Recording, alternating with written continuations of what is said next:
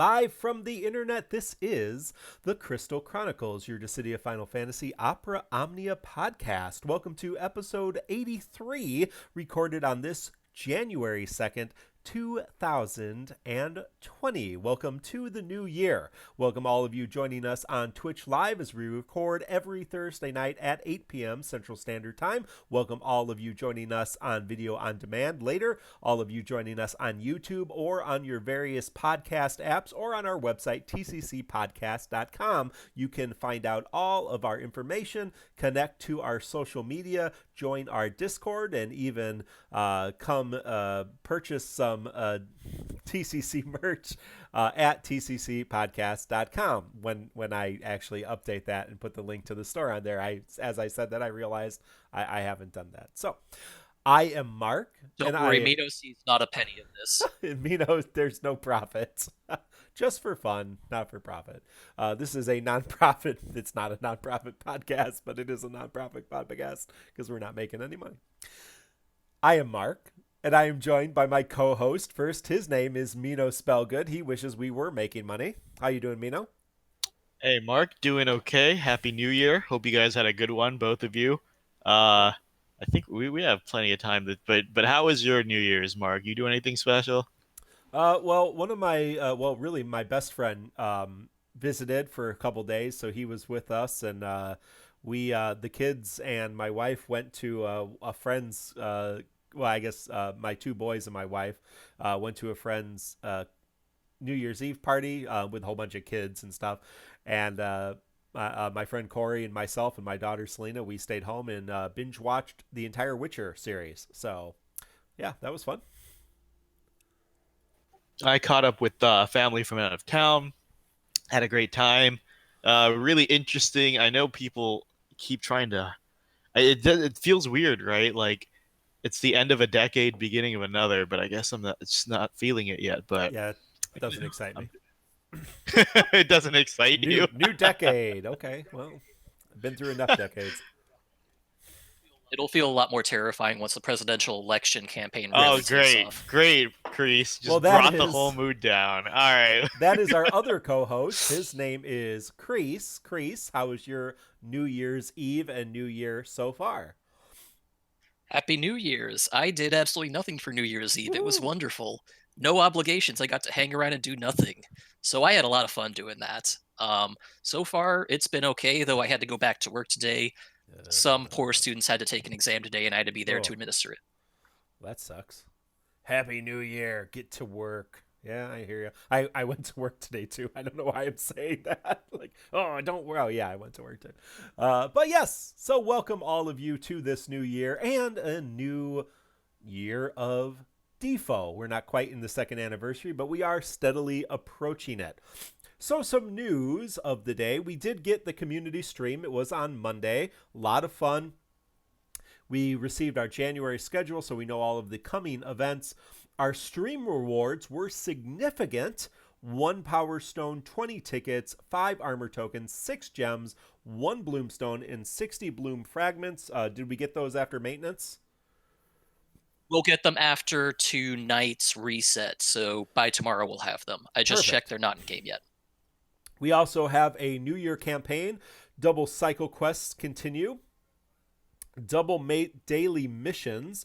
One-time login bonus, 2,000 gems and 20 tickets. Or was it 2020? And a special emote. I forgot to put the special emote there. And the Maraca Shaken New Year Mog animated emote. And early January Chocobo missions. And also the New Year Festival Chocobo panel missions, which I'll talk about here in a second. Now, one thing that I wanted to mention, which I don't recall ever seeing about, we do have these special login rewards or these special daily missions. The defeat the golden, the giant cactuar. You have to do that, and we still have that.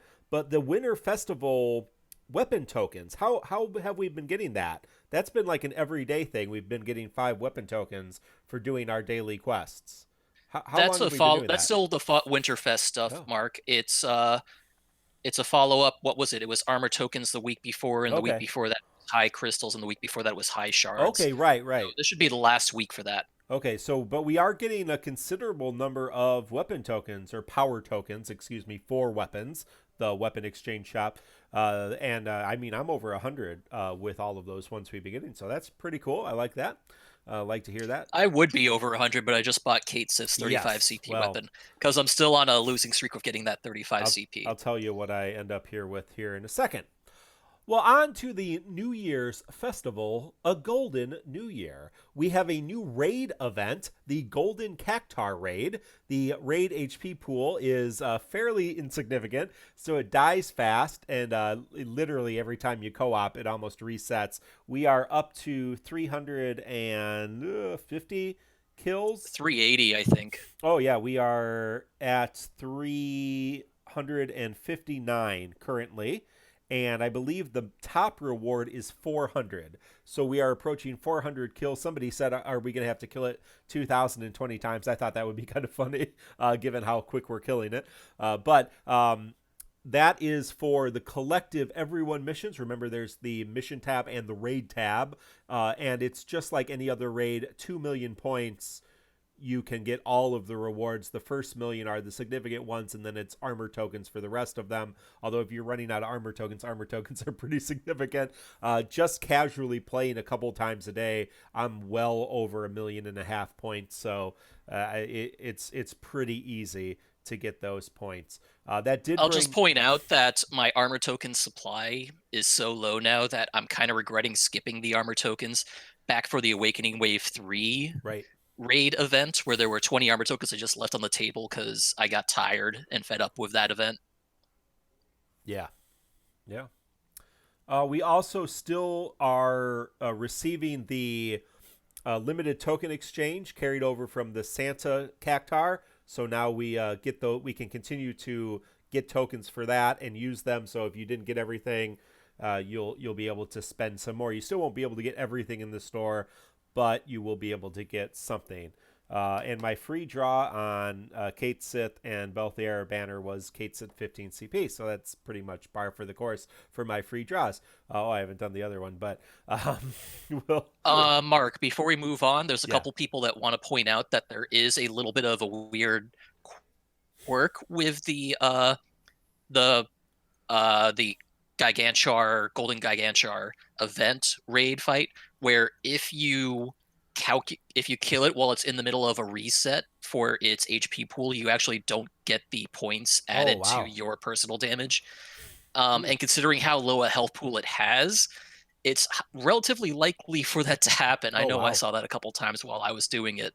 So Hmm. it's something to keep in mind. I think now that there's a new co-op up with the heretics, it'll slow down a bit, but just something to keep in mind. You might generate less damage than you would expect for your personal rewards. That is good to know, and maybe they'll fix that before the end of the event and give us some apology gems. Are you here listening to that, Square? Thank you, Raw Life, for the Twitch sub prime, or Twitch Prime sub. There you go. That's the words I was looking for. Thank you, all of our subscribers. If you would like to subscribe, please feel free. That does help us subscribing bits and all that kind of stuff, whether it's a Twitch Prime or a regular Twitch sub. All of that does help offset the regular costs of producing the show, and if we get enough money, then we'll give stuff away and have fun with it. But for the time being, we appreciate all of you who are doing that.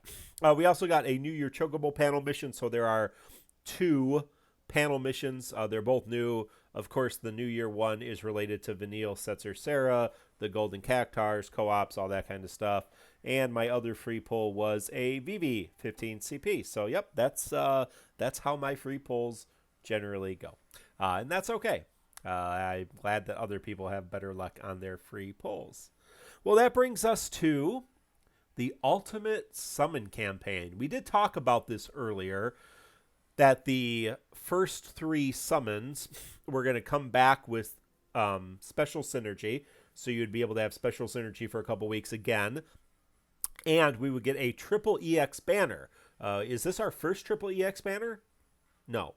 It is not our first triple EX banner, but it is our first triple EX banner with realized weapons on them. Yes, we did get the Squall Cloud Lightning one for the beginner banner. That's up there. Awakening Wave 3 had triple EX banners too. Awakening Wave Loch 3. Knoll and Loch Knoll Noctis and the other one was Ace, Serah, Aerith.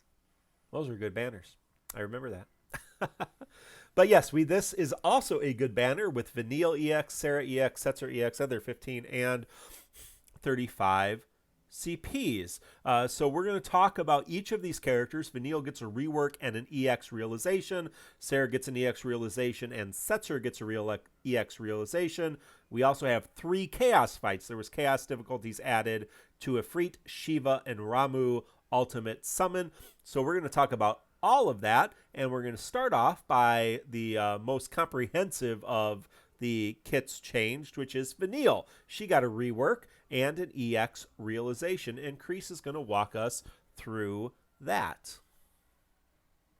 So Vanille's rework didn't really change anything about her. All it did was make her a lot better at what she was already doing. So she actually provides a support level aura now. She has a passive, I think, at level 57, where she gives the whole party an attack and max brave up moderate size while an enemy is debuffed.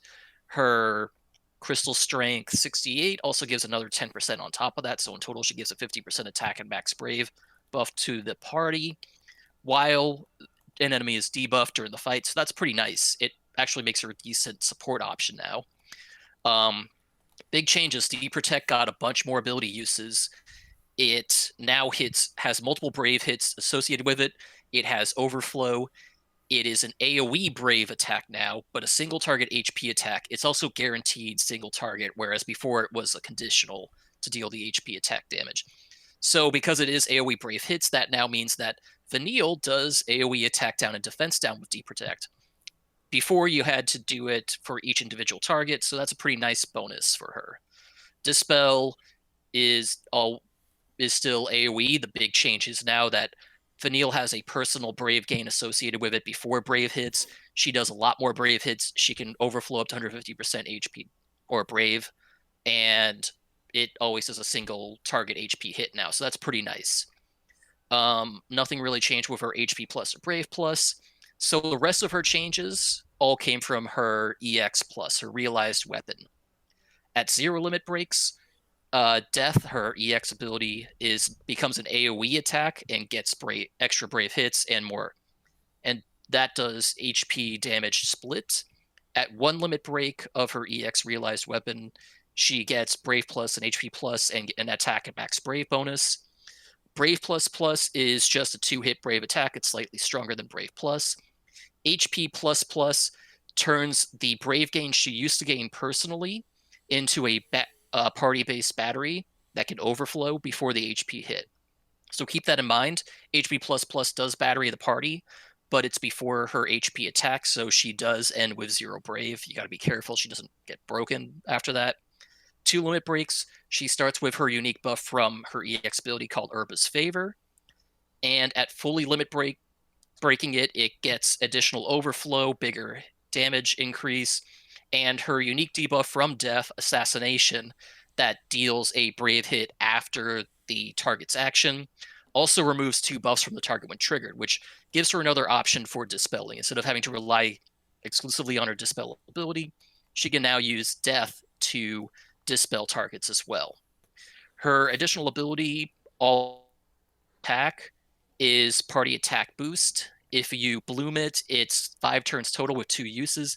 And if you equip the extension passive, it also adds a small max brave boost to the party.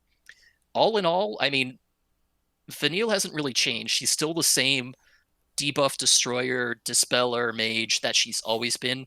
She fills that role better by providing a lot more support options, thanks to her party auras, her increased longevity with much more ability uses. She now has a total of 16 ability uses between Deep Protect and Dispel. She has a decent party battery on almost everything she does now, between Deep Protect, Dispel, HP++. The only things that do not are Death and Brave++, so you have to be careful for those. But overall, she does very well. She still has the quirks where you got to watch out for targets that are immune to her debuffs, attack down and defense down. That really hurts her. And you also got to watch out for enemies that don't self-buff themselves. because Vanille's niche is still as a dispeller. She works better in other roles now, but dispelling is still one of her big niches. Her big advantage over a character like Ferris or Balthier, who just got awoken tonight, is that she is a mage. Ferris is range damage, Balthier is purely range damage. So Vanille is magic. So if you're dealing with something that resists physical, Vanille's a better option in those cases. So keep that in mind. She has advantages, she has disadvantages. In general, I think she's really solid now, but I want to hear what Mino and Mark have to say before I continue. I Okay. like. Oh, go ahead. Oh, oh no, Mark, did you have something? Yeah, well, thank you, uh, Anthony. Someone tell me how you say that name. And God of Cloud 9 for the subscribe. A Anthony. Anthony is how I'd say it. Anthony. Let us know how you say your name. But thank you for the subscriptions, both of you. Yeah, I like all three of these characters. I'll just say that. I have all of their kits. I have their EX weapons. I've always liked Vanille.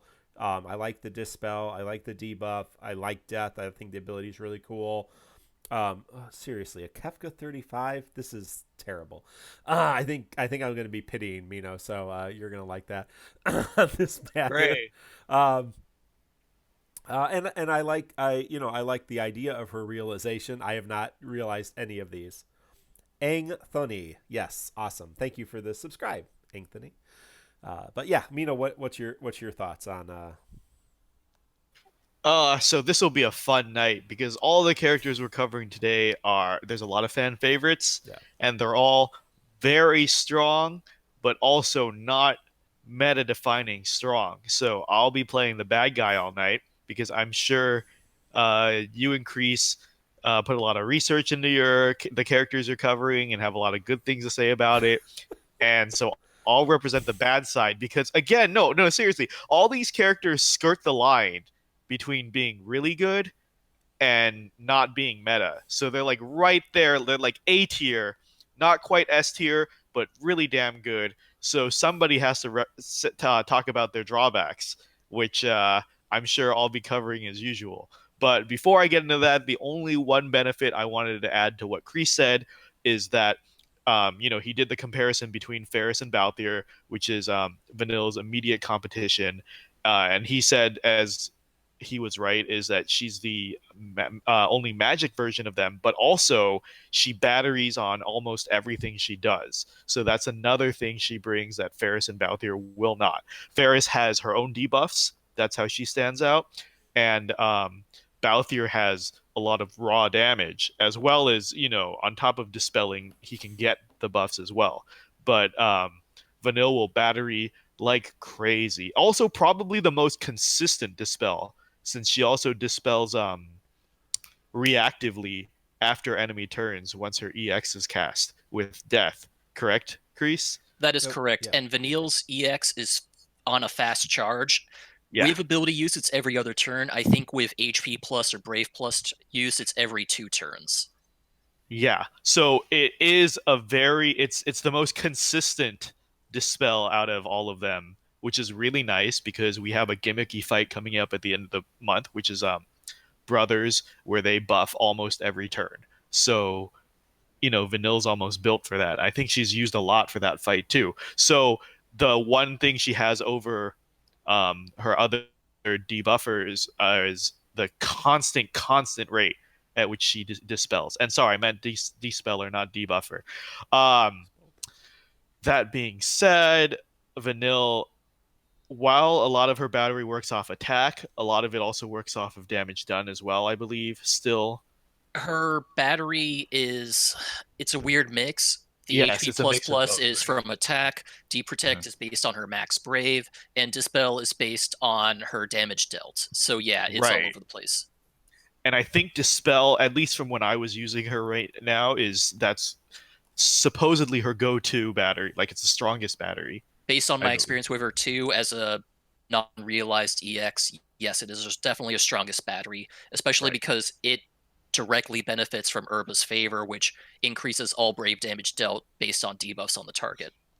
Right. So as usual, from her past iterations, scaling is an issue because once defense starts getting high, she's not exactly a damage dealer. She's primarily a battery and a dispeller, and her debuffs are pretty damn good too. But as damage goes, as defense rises and her damage falls, it affects her. So she scales pretty badly going forward. That being said, I know she was used a lot originally in JP when she came out. She's a very valuable unit. Constant batteries are great. Dispeller is a rare role, and most of all, the few debuffs she has, which is a very chunky defense down debuff, is still worth bringing just for that. So she is a very good character, but I damn will does she also have. mention that Vanille's defense down is the strongest in the game at minus 80%. Right, yeah, And it's that's stacked so with unique strong. debuffs like Ultimisia's defense down. Correct. Yeah, and defense down is arguably the best debuff, right? Maybe in competition with speed down. It's So also one of the Attack more down's pretty strong too for yeah. those beefy chaos enemies that can really chunk you. So Mm. she brings two of the strongest debuffs. As long as the enemy doesn't resist them or be immune to them, they're very good. right. So I think if you like Vanille, if you like that playstyle, or if you're just missing a dispeller, which is very possible because again, there's only a handful in the game, and you already this is a great investment. I would go 3-3. I think she's in the middle of this pack of three, and it's just she had the only thing that's holding her back is her damage compared to the other dispellers. Ferris and Balthier will end up doing more damage in a neutral setting, and they all have their own niches, but very solid pick overall. I'm not sure if I would call her my favorite dispeller of the three available to us right now, though. I think I would personally go with Ferris for this one, just because her debuffs are really, really good. Oh, and One thing the I forgot to mention about Vanille is that if you fully realize her weapon, sorry, wow, slip of the tongue there, weapon. If you fully realize her EX weapon, she gives you an E sphere that makes it so that whenever a target is broken, you remove one buff from that target. It's a little niche, but it's worth considering too. right, and Shiro, you said plus Sildra. I was gonna say that um, the like she gets a little niche. Like Sildra is a very interesting gimmick where it's like the Emperor's traps. It's a reactive thing. The more enemies that are up, the better. You get some extra shave and battery to the party. So, I mean, I'm just saying personally, yeah, I would choose Ferris out of three, but I still think Vanille's very solid. Just be aware of her drawbacks because she does have two direct competitors right this second. Um, unless anyone else has anything to add, that's all I have on Vanille.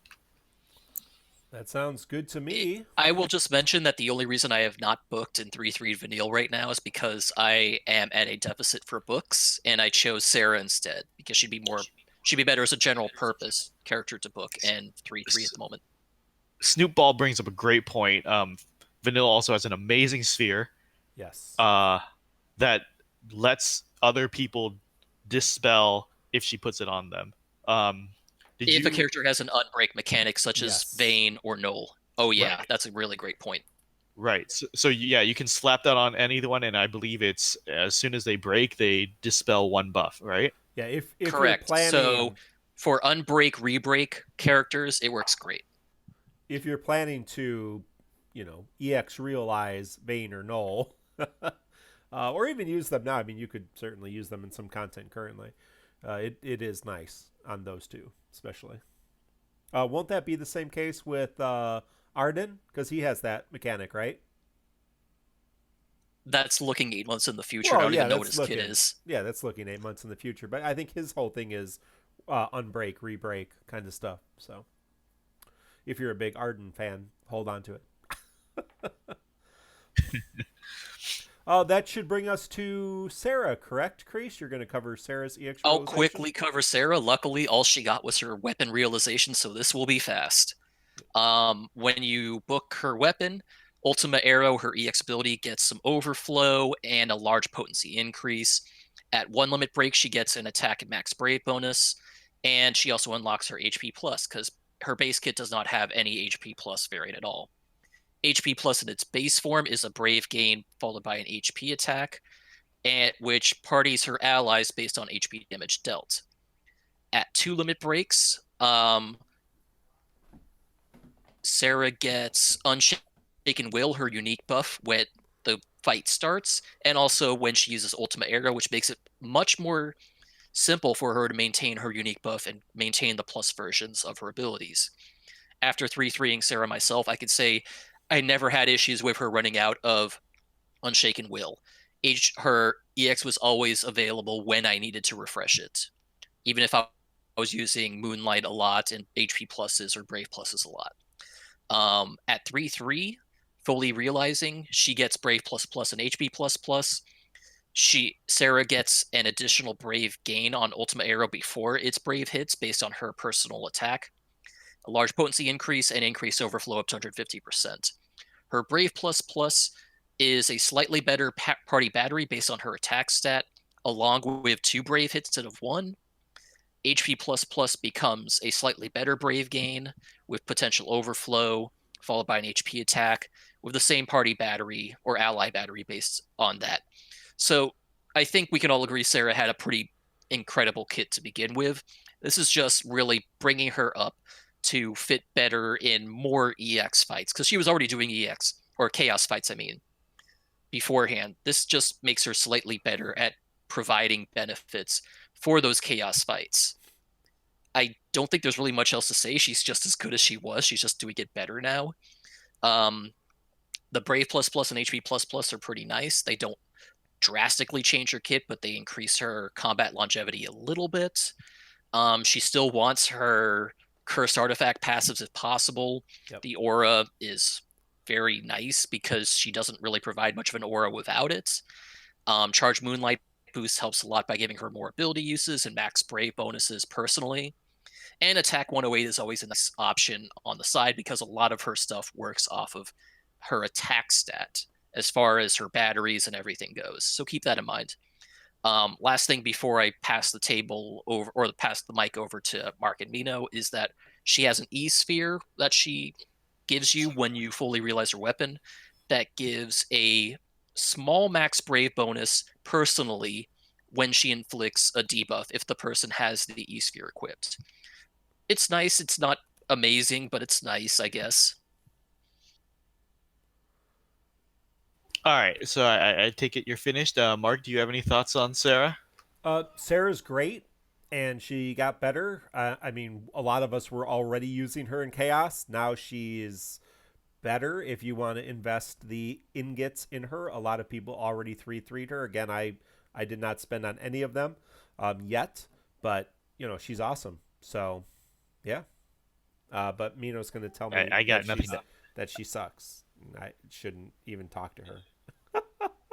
She done me wrong. I've got nothing to add either. Like, same thing everyone says. Her kit's just amazing. Honestly, You no. do need the cursed arts. You definitely Yes, need the Oh, you that's the really auras. do need to drawback, spend right? some That's the artifact drawback. farming on her. I will mention that. She doesn't need perfect curse arts. She works without them. But the more arts you get Yeah. that are good for her, a lot, you really do want as many of those attack boost all arts as possible. You really do want as many of the charge moonlight boosts as possible. She works with fewer of them, but the more you have, the better she will be for your party. Yeah, and that's one of the reasons I did not immediately realize her, because I did some more arts. I have all of the boosts, the aura one, but I don't have any perfect arts, aura and moonlight. But I do have aura and 2 attack 108s, aura and Embrave 330, which is fine. It's workable. But yeah, especially in these longer chaos fights, she really does benefit from the longevity of having the extra max brave and also the um, extra 3 ability uses. So, yeah. All right, she's just really, really good. She She's got really good. better. Nothing to say. Best of the pack. It's a strong Yes. character staying strong. That there's really nothing else to say. I think Sarah's the best of the 5 characters we're basically talking about tonight, by far. So I think in general, yes, Sarah's definitely the best out of the 5 new EX realizations since the last podcast. Just because she can do so much, and it's really hard to shut her down because really a boss has to be immune to every debuff to knock her out of functioning properly. but now that my Fujin is fully limit broke, you know, maybe she's got a chance at it. That's all I'm saying.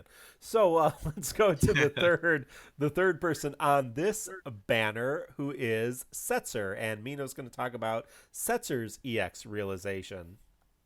All right, even briefer because again, just like Sarah, all he got was an EX plus, and it comes with everything you'd expect. Like I won't go over the details just like Kreese, but you basically can expect the same thing from every generic EX plus now, which is the EX ability does more damage and has more overflow.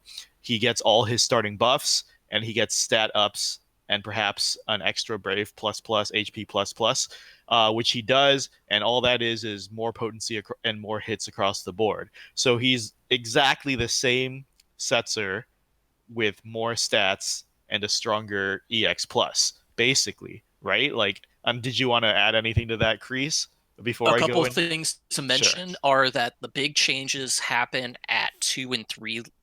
Well, actually, all the limit breaks kind of do something. At one Yeah, limit yeah, break, his unique buff actually gives him personal brave regen, yeah, yeah, right, increased right. critical damage, so he can actually do a lot more damage because he's always going to be critting pretty much.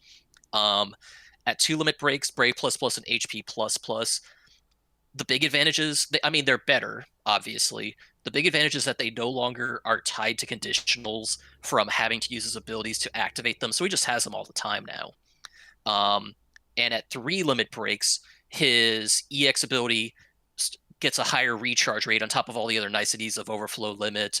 Actually, a thing to note is that Setzer actually gains increased overflow limit on all of his abilities and all of his attacks, not just his EX ability when it's when his EX weapons fully realize. Which means Freeze Joker can now overflow, Red Card can potentially overflow, Brave and HP Plus can potentially overflow. All right. He And what basically does everything a lot better. He has a faster charging EX, and he gets some personal regen. Yeah.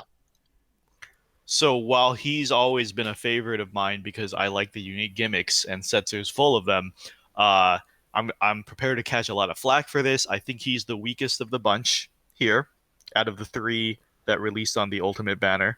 Um, the reason being is again his niches are supposedly so strong. Like Freeze Joker is just there's still has nothing come close to its utility, and Red Card is a great delay. But the problem is that I think the developers also know it's such good gimmicks that they limit his ability use so much. 9 ability uses is just not good enough for Chaos Air. I'm not saying he's not great. He still functions great right now, but even using him in the early entropy stages, people are starting to note that he really does run out of abilities quite fast. And when he runs out of abilities, what they did is they gave him Brave plus plus and HP plus plus, an infinite amount of them to kind of make up for it. But that means after a few turns of utility, he turns into a pretty generic DPS, is what I was discussing with Inkwelder. Like after a point, he is just a Brave plus plus HP plus plus machine, and all they do is a good amount of range damage, a good amount of overflow, but no utility. So, at what point does he just become a pretty subpar range DPS, I guess? Is 9 uses of utility really that good? You could bring somebody else with way more utility, like, say, Sarah and her moonlights and wounds, or Ferris, or anyone else with all these multiple ability uses with a lot of utility spread out throughout the fight. He is like 4 casts of Freeze Joker at the right time, and then Three just casts of Freeze Three. Joker. Three. three. That's even worse. God, okay. 3 casts of Freeze Joker, and he's just generic range DPS from that point. And it just sucks. I feel like if he got a few more ability uses from his EX Plus, it could really change things. But after, other than that, so his EX ability did get a recast up. So it's as fast as Bart's, which is It's either it's up super, every super other. fast. Yeah, Yeah. it's It's either super one fast. one ability will charge it, or 2 to 3 Brave or HP pluses will charge it. So it is up almost every other turn if you're rationing it out. And what that means is he's just going to be battering nonstop. And again, like I feel like with the chaos power creep, this means Setzer has become sort of a jack of all trades. Like his utility is pretty damn good, But if you want pure utility, there's a lot more options. His range damage is pretty damn good, but if you want pure damage options, there's a lot more, like, say Balthier, who just came out. And if you want battery options, he's still pretty damn good at it, but again, they're better. So he's great for burst fights.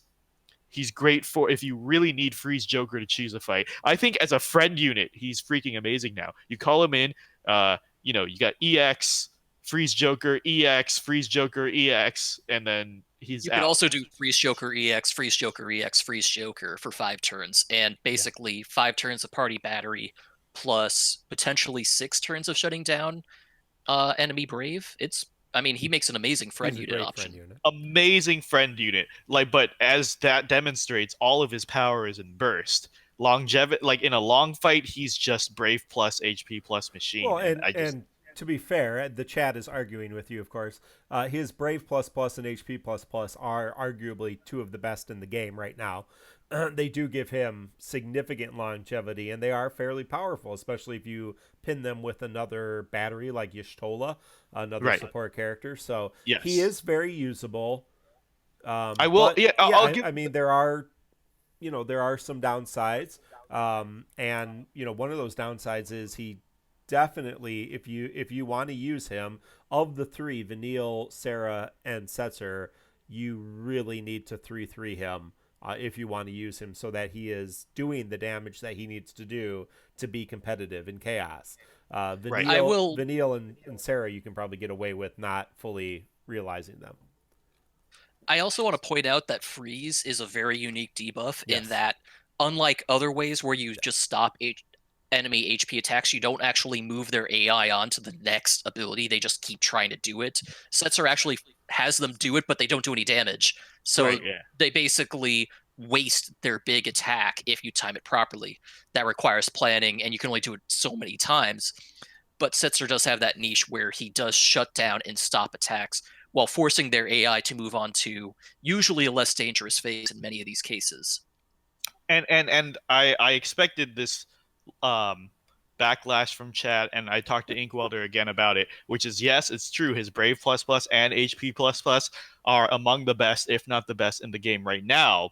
But when I'm looking at a kit, just like I was talking about Vanille, I'm looking about how well does it scale. If you're only tied to Brave plus plus HP plus plus, like as soon as defense goes up, you're dead in the water. Like, how hard can you get crept? For example, Charlotta's kit is so good that it doesn't matter how much defense went up, as we saw the transition from Cosmos to Chaos. She keeps up because enemy stats just do not matter to her kit. Whereas if you're a pure Brave Shaver with Brave plus plus HP plus plus, you're the first person to get cut when enemy stats go up. Like, we're already hitting fights. I was just talking to Kreese before the show about how a lot of the entropy bosses, he's saying he was trying to run 3 with Ultimecia, and at the end she's just doing 1 damage a hit, and it's just like you're already getting to a point where you reach the end of the chaos fights, Setzer is going to be doing very minimal damage because all Brave plus plus and HP plus plus count as is pure Brave shaving, and that just is the first thing to go. We always talk about how DPS is the easiest role to replace because of that, and after a while, Setzer is the first to get cut after his freeze jokers are gone. So I'm going to stand by that and say Setzer's a great character now, but everyone always asks, well, how good of an investment is this character? How future proof are they? When people say future proof, I think if we get another jump from chaos to a new difficulty, how well does this kit survive? And you have kits like Serah and Charlotta that do not give a shit about enemy stats at all. And then you have Setzer, which is completely dependent on enemy stats. All right. Well, those are the 3 characters. Let's look to our podcast polls to see what our community thought. Again, if you come to our Discord. Mark, Oh, yes. did we mention that this was a free banner poll? Yes, this was a free banner poll. So your first poll was free. I got a Setzer 15 CP. Did either of you get anything interesting on this one? Anybody on stream? I think I got Setzer 35. Pull a EX for free? No. Yeah, I certainly did not. I had I all do not three of remember these. what my free banner pull was, but my plan was to pity the banner, so I Oh. pitied the banner. I got 2 Oh. Serah EXs and a Setzer EX on the way to on the way to pity, and pitied Vanille So you EX. got all three of them. So yeah, pretty good. Hey, 75,000 for 3 EXs is ain't 70,000 technically yeah, because of the free seventy banner pull. thousand. Yeah, so not too bad. Um, oh yeah, Tasumi says Setzer EX on the free one. Yeah, they're very good. Good. Shyrol Setzer EX on the free pull. Got a Vanille dupe. Final Character 7 says, but hey, it's whatever. Hate 13. I got a Vanille EX on my free pull. Got a Cloud 9 Serah EX on my free pull, but already had it. Yeah, hey, whatever. Not bad at all. So you go to Discord podcast polls, vote what you're going to do on the banner, vote how you're going to use the EXs. If you look at our podcast poll, 3 people was Crease one of these. 3 people were going to Yes, I was. pity it. 6 people were going to use gems. 15 were going to use tickets, and 30 skipped. Of the people with Vanille, 1 was going to keep it EX, 4 were going to realize it, 11 at 1 LB, and 20 at 3 LB. People going all in with Vanille. Serah, 3 were going to keep it at EX, 4 were going to just realize it, 4 were going to 1 LB it, 39 were going to fully realize Serah. Setzer EX, 2 we're going to keep it at EX, 7 realize it, 34 we're going to fully realize it. I know Ink Welder fully realized all 3 of these characters. So I hope all of you, they're great. All 3 of them are usable. They're good. I think the reason I have not invested in any of them and even booked them is because there's a ton of characters coming out this month that I'm going for, some favorites and some meta, but also I don't need them. So, I I'm will going to save mention my that books and while stuff it till we need sounds them. like No, go ahead. I'm sorry, I didn't mean to cut you off, Mark. No, go ahead. But I'm going to quickly say that while it seems like there's a proportionately large number of skips for this triple EX banner with 3 realizable weapons on it, I want to mention that the biggest character on this, Serah, was so hype, and her weapon's Yes. been available twice already on other banners, one of which was a free pull Yep. first draw. So I'm not too surprised that there were very few people, me included, that were actually like, okay, we're going all in on this. Because I think I was one of the very few people who had none of the EXs on this banner going into it. Yeah, I had all 3 EXs going into this banner, so I mean, they're all great characters that I've used. I love Vanille, I love Setzer, I love Serah. I've used all 3 of them.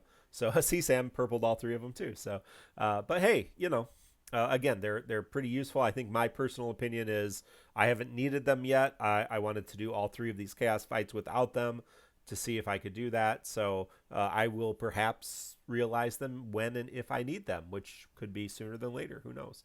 But let's talk about the fights. We got 3 new chaos fights, 1 for Ifrit, 1 with Shiva, 1 for Rama. They have player rewards tied to them that give you ingots for weapons and armor. Of course, only 5 nuggets, not ignates. 5 nuggets for your weapons and 10 nuggets for the armor. So if you beat all 3 of these, perfect all 3 of these, I believe it's 15 weapon nuggets and 30 armor nuggets. There you go, which you can turn into ingots in your fighting shop. And there's more stuff in the Chocoboard as well. But let's walk through these fights. I will walk through them, and you guys can add anything else. The first fight, Ultimate, we'll just do it in order. Ultimate Ifrit Chaos. These fights are very similar to their Cosmos difficulties, very similar to their farming difficulties, but a little more challenging. Higher defense, more HP, more damage, what you would expect in a chaos fight. But really, mechanically, they are the same fights. So Ifrit begins with an AoE HP attack, has a frame buff that drastically raises his defense to the point where you really need to use it. You really need to get rid of it. Has a Brave Lost Sap aura, kind of his fire aura, so you lose Brave every turn.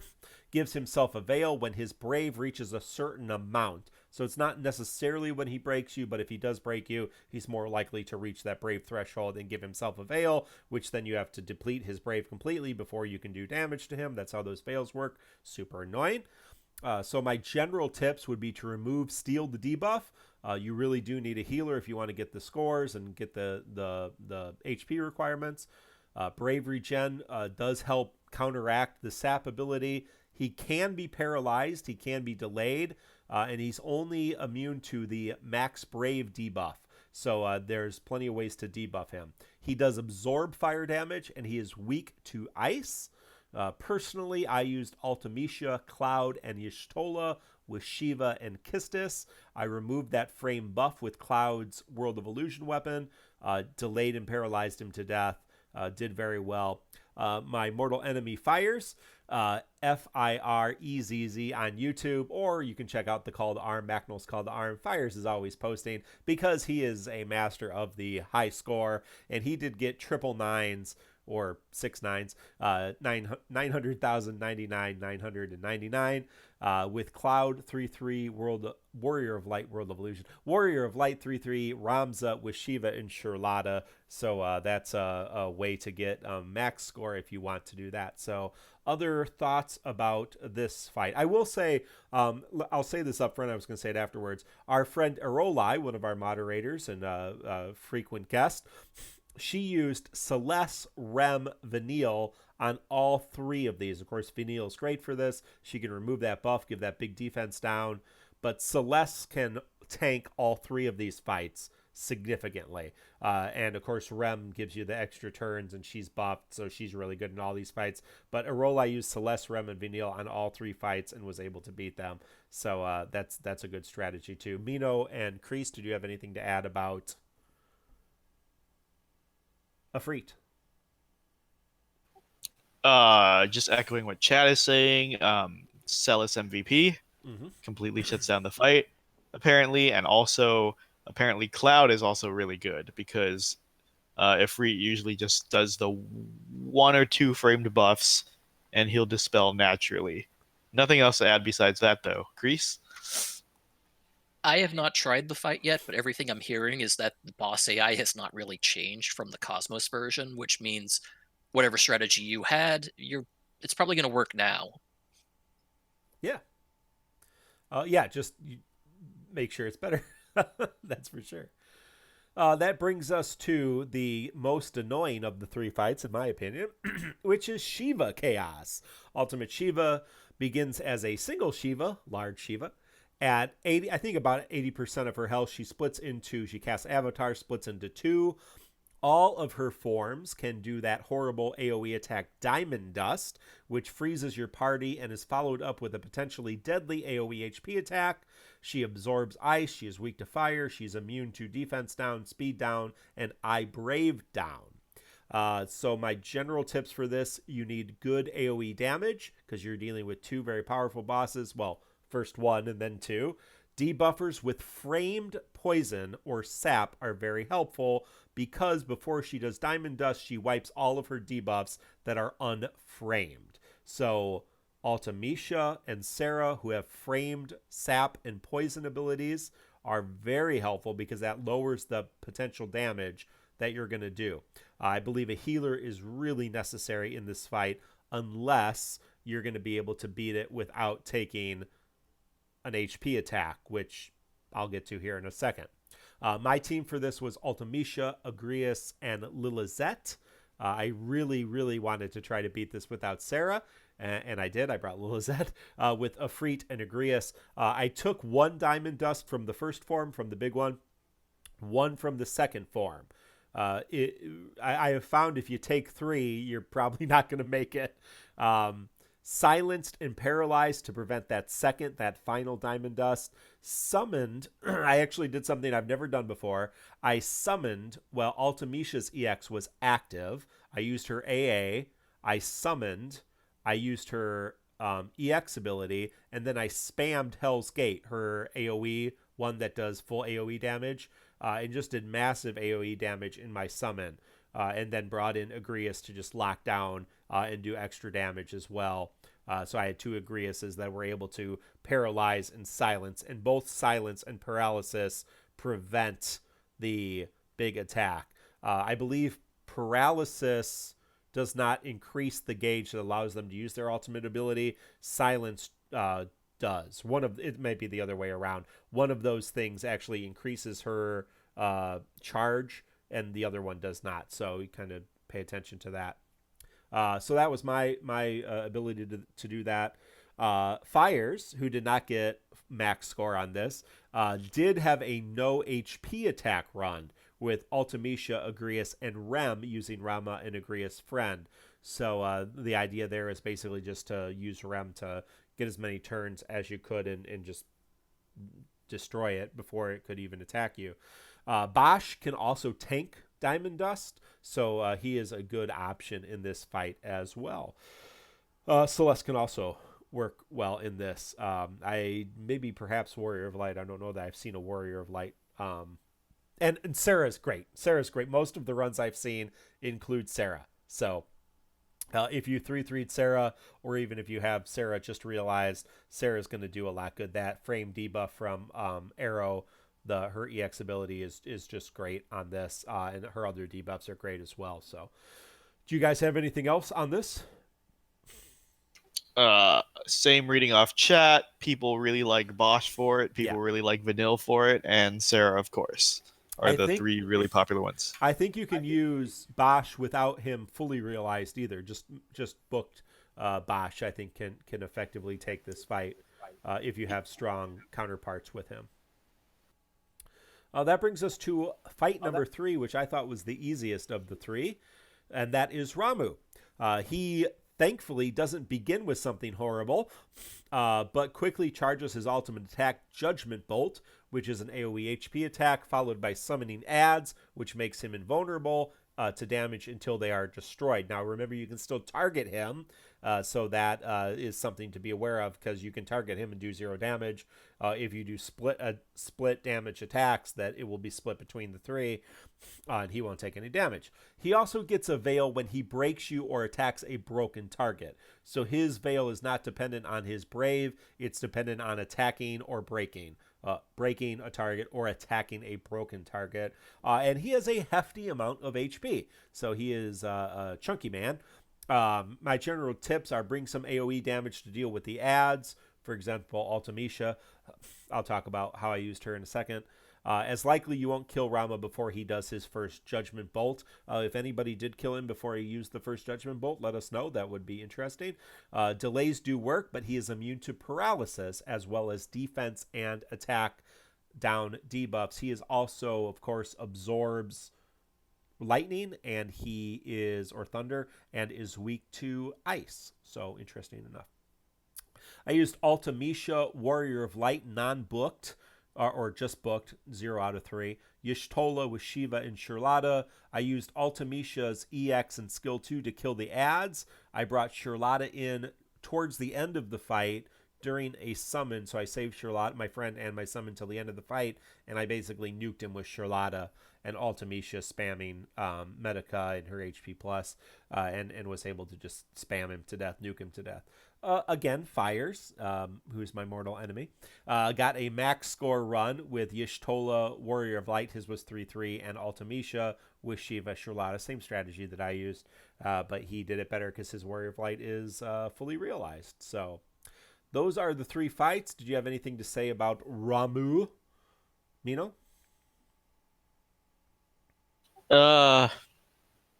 Nope, nothing. And Okay. chat's not suggesting any MVP either. This is so the I'll only assume... fight I go gave ahead. it a shot, and I used a team very similar to Mark's. I brought Serah fully realized, Ultimecia fully realized, Y'shtola fully realized, leaned heavily into delays, let Ramuh get his first Judgment Bolt off, then started working on just delaying him to oblivion, healing the damage back up.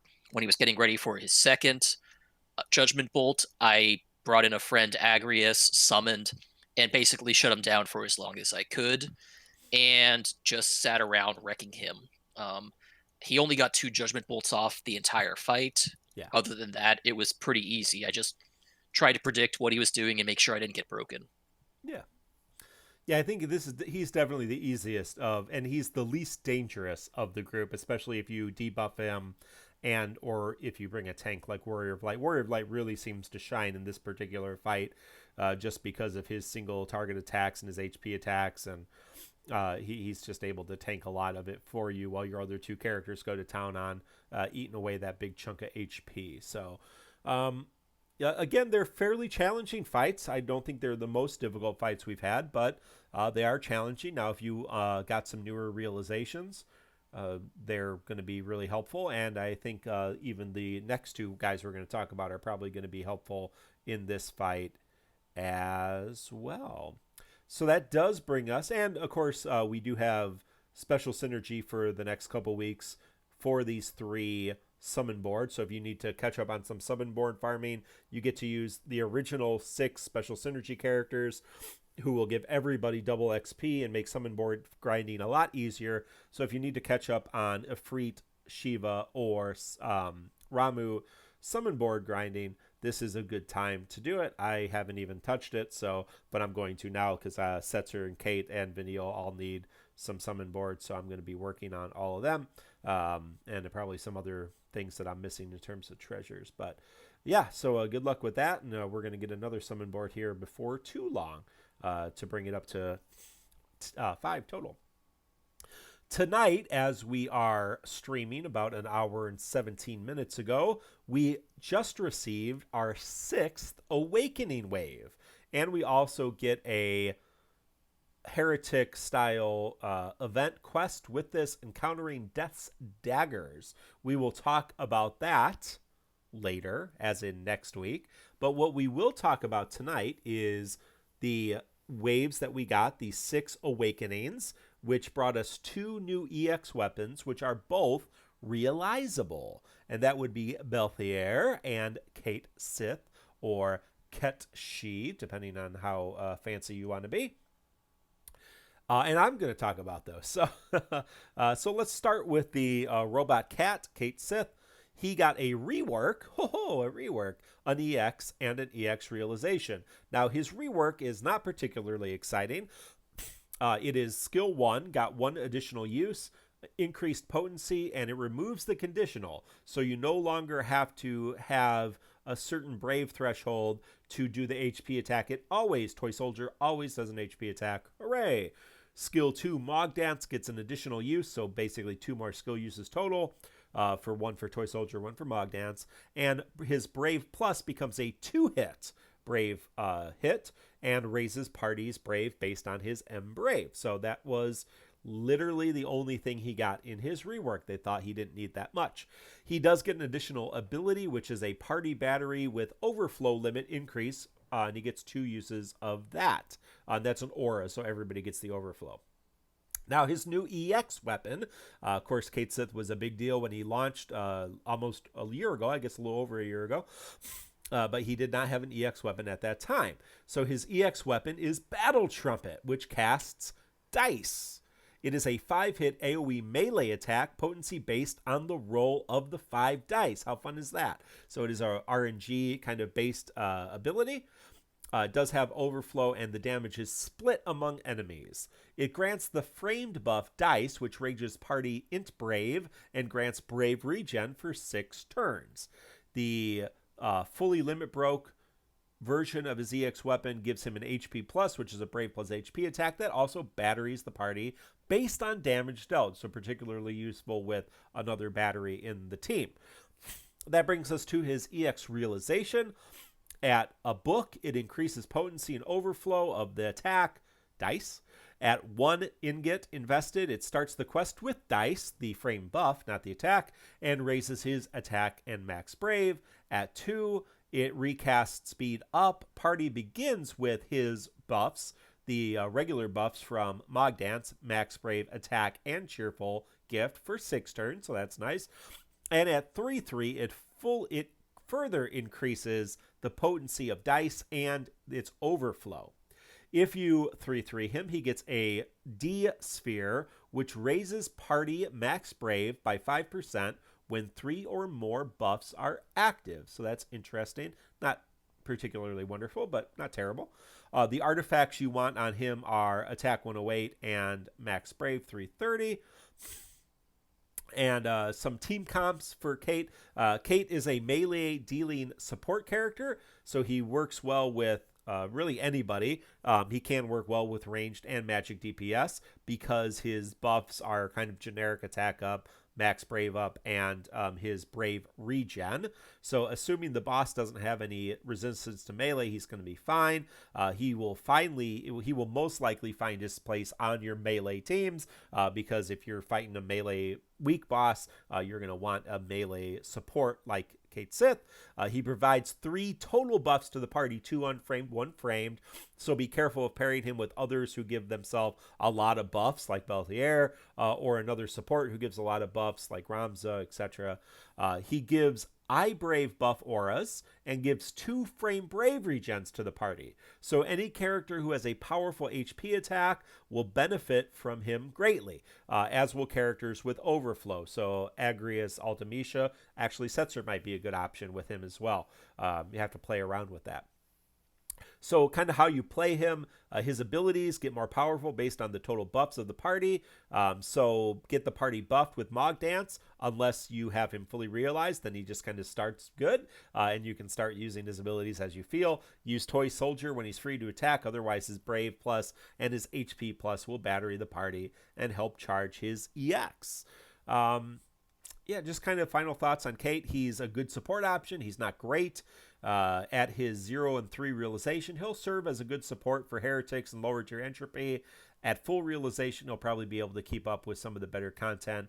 I think Mino has some opinions on him that we talked about earlier. So if you want to talk about those, Mino, go ahead. Crease first. Do you have anything to add before I go on my long rant? Cait Sith has always been a pretty strong support. Right now, he has the advantage of being one of the very few chaos viable supports that is not magic based. Yeah.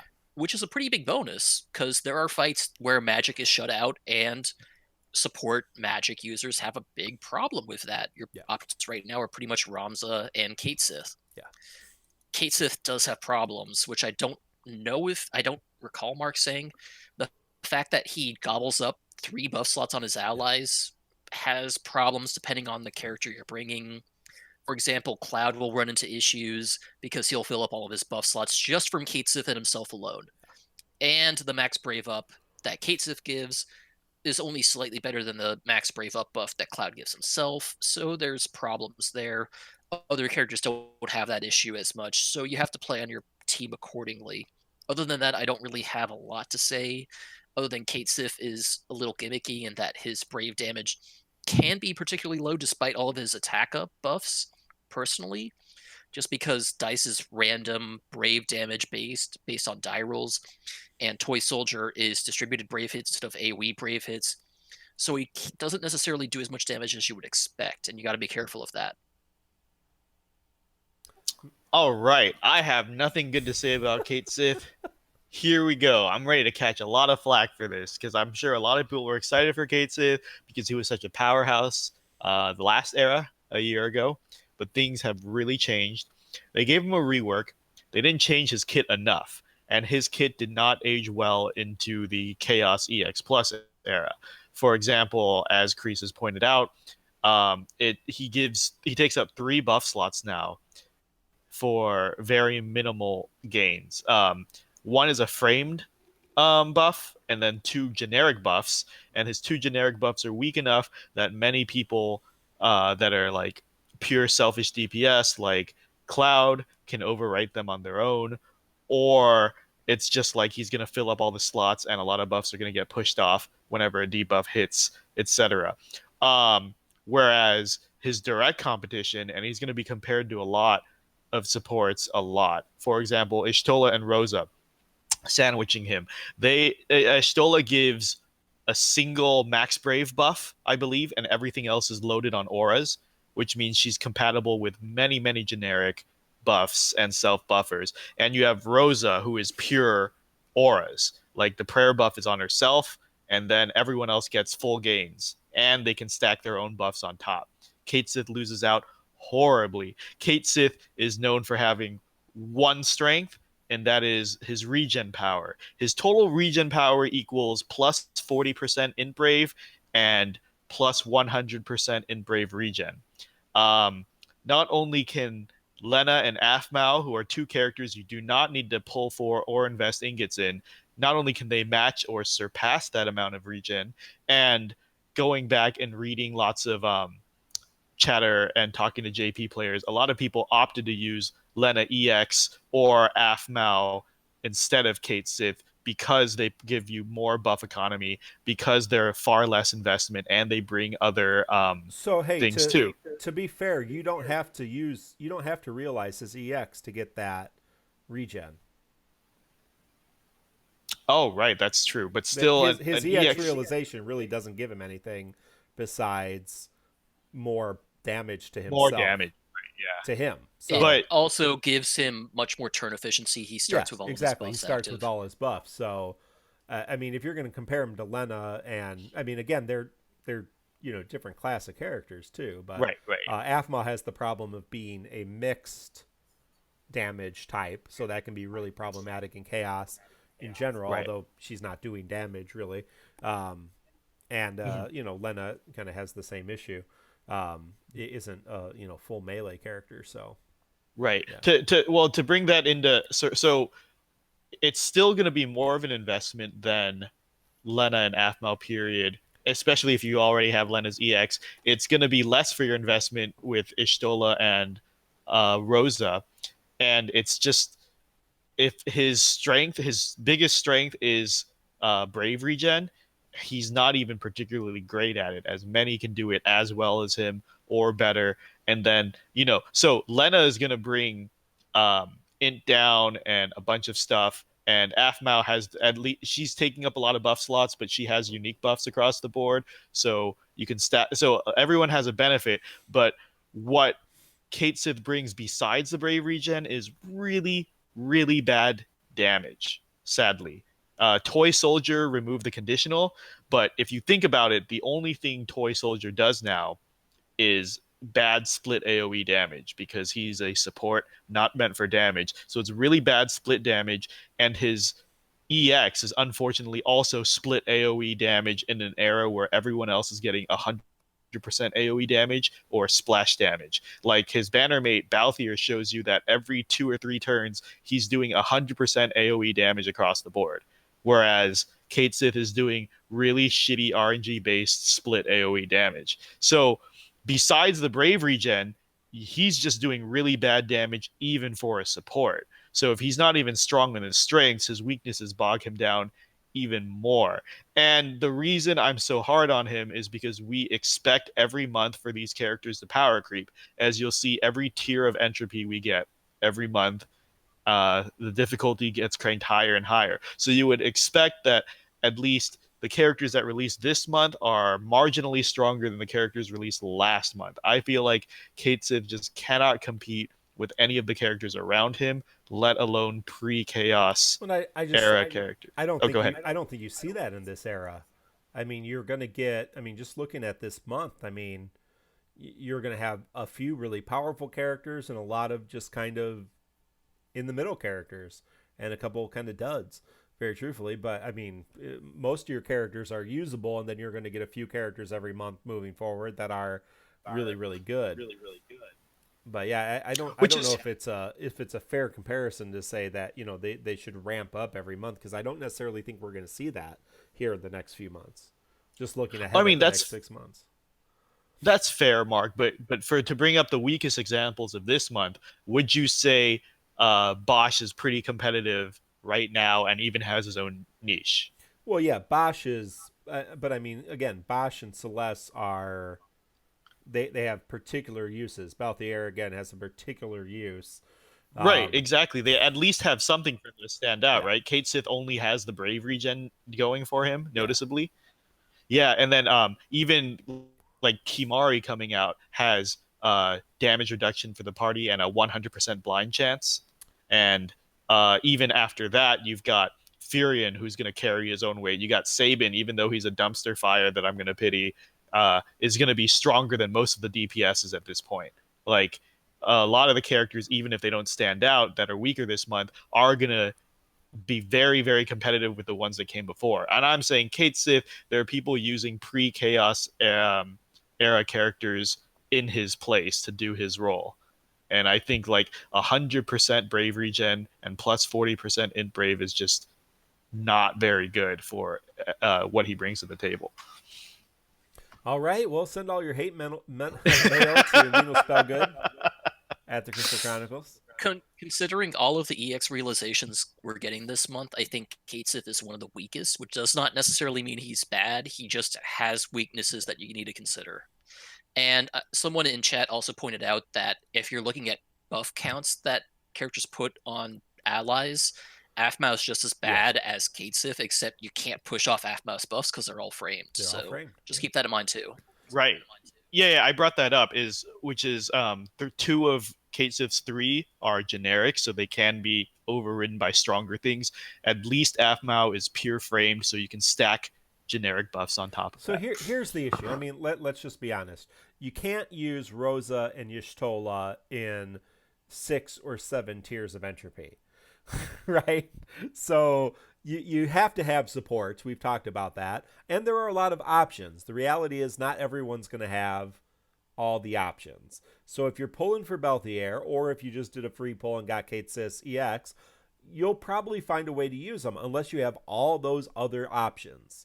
I mean, if you have Aphmau and Lena and Ramza and Y'shtola and Setzer and Vanille and Serah, I mean, I have all those. But I mean, if you have every single support, like Inkwelder and I do, then right. I mean, you will probably, he'll probably end up on the bench. But if you're not one of those people that has every single support, he is a character, if you're pulling for Balthier, that is going to probably find a place on your team. Just like Barrett is going to be a nice support if you're pulling for Tifa. Or if you really like Barrett, right? I mean, and if you really like Cait Sith, then, I mean, you're going to find a place for him. Is he Rosa? I mean, we're going to get Rosa. Rosa is a meta support. Y'shtola is a meta support. I don't think anybody that has played with their 3/3 Y'shtola would say, "Oh yeah, this character's not as excellent as I thought they would be." She is amazing, and once Rosa comes out, she's going to be amazing. And Cait Sith isn't amazing, but he'll do his job. So Mino's argument is his job isn't very good. So, and he's not very good at it. Yeah, no, I want to agree with Mark. And Mark's right. Like, if you pull it, or, we always say, we preface our advice with, it depends on what your pulls are. It depends on your roster, right? Like, it depends on a lot of things. But we're saying in a perfect environment, because we all know so many of the community always ask, is this a good investment? Should I pull? And I have a lot to say about Emperor when it gets there, because there's so many people who are saying, I don't like this character, but should I pull because he's powerful? Let's be honest. I think a lot of us don't like that question, but it's a very common question asked in the community. So I'm saying, from a perspective of should you go out of your way to pull Cait Sith, I definitely do not think so. But should you use him if you get him? Sure, go for it. I just don't think he's someone you should pity, right? I don't think any of us are going to advise pity Cait Sith. No. And I'll talk about that here in a second. I wouldn't advise anybody to pull on this banner in general, even though I spent a lot of gems on it. So that brings us to the second character on this banner, who most likely, if you're pulling on it, you're pulling for, and that is the leading man, Balthier from Final Fantasy XII. One note is Balthier is a yellow crystal user, which might be in short supply for you, yellow high crystals, after Charlotta level 70, Noel level 70, Lilizette level 70, Fang, Ramza, Y'shtola, Bash, all level 70s, yellow crystal users, and later this month, Tifa and Bart's level 70 yellow crystal users. So you might be in a sore spot in the yellow crystals. I actually got yellow crystals from the special event shop just because I knew I was so short on yellow crystals with all those characters. Just a note. So Balthier is a ranged combat DPS unit who has a unique ability to steal buffs. He get no rework, just his level 70. His level 70 and his AA ability is a gravity attack that gives him an attack buff He has 2 uses of that, so that's kind of cool. He gets a free little gravity attack when he needs it. He also gets an EX weapon, Vega, which casts, of course, his special move, Fires of War. That is an AoE ranged attack that does 100% splash damage. Hooray. It cleanses his own buffs, debuffs, if he has any debuffs on him, cleanses them, wipes them away, and steals 1 random buff. It is on a normal recast speed, and at 3/3 grants him an HP plus attack, which is nice. Also grants him the frame buff Snatch, based on the movie, I think, with Brad Pitt, which buffs Balthier and is an attack Max Brave debuff aura. So that's a really cool thing about Snatch. It is an attack and Max Brave debuff aura, very similar to Sephiroth speed debuff aura. So as long as that is active, he gets that debuff aura. If you realize his EX weapon, he just realizing it increases the potency, grants overflow to his EX. If you spend 1 ingot, it gives him an attack max brave up. If 2 ingots, he starts with Snatch and 1 stack of his other frame buff, Way of the Sky Pirate. If you do full realization, increases the attack Fires of War to 5 hits, more potency, more overflow. His sphere is an A sphere, which raises break bonus by 50% after party member breaks an enemy.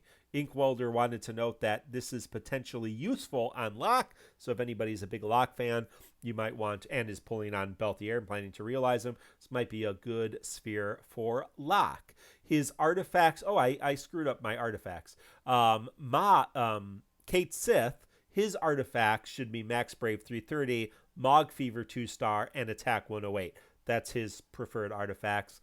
Balthier is Attack 108, Max Brave 330. Team comps, Balthier offers really no auras or party buffs. Give me a second on that. Just naturally, he offers no auras and party buffs. He cannot heal or cleanse other people of debuffs. He can cleanse himself of debuffs, but he's not a tank, so he's not bringing on debuffs just to himself.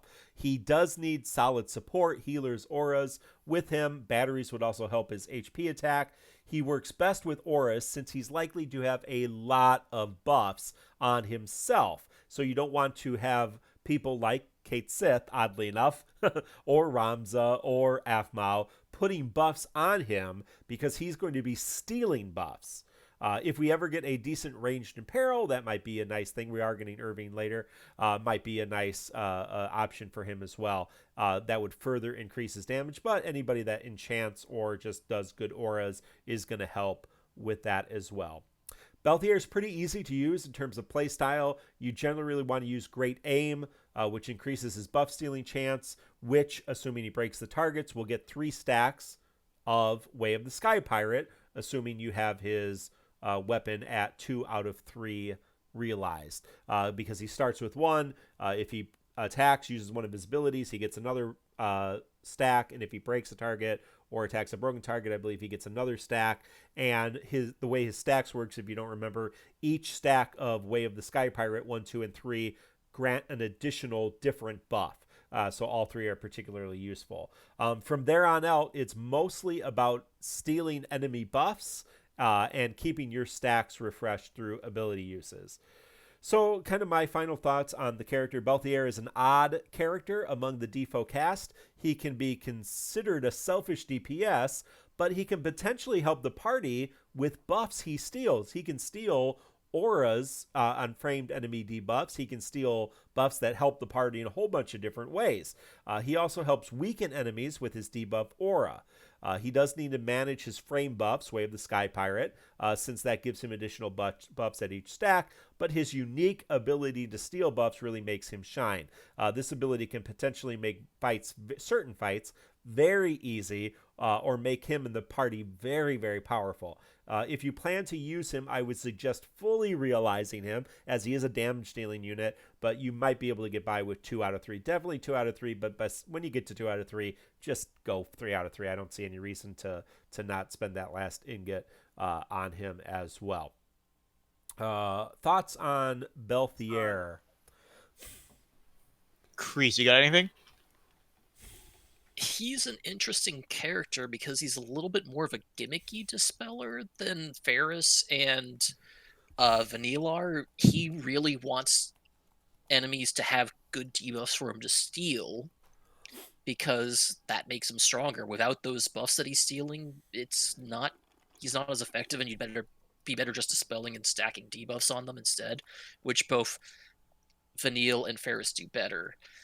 He has his niche. He's destructive, but I think he's my least favorite dispeller out of the batch we've gotten so far. Yeah, Interesting.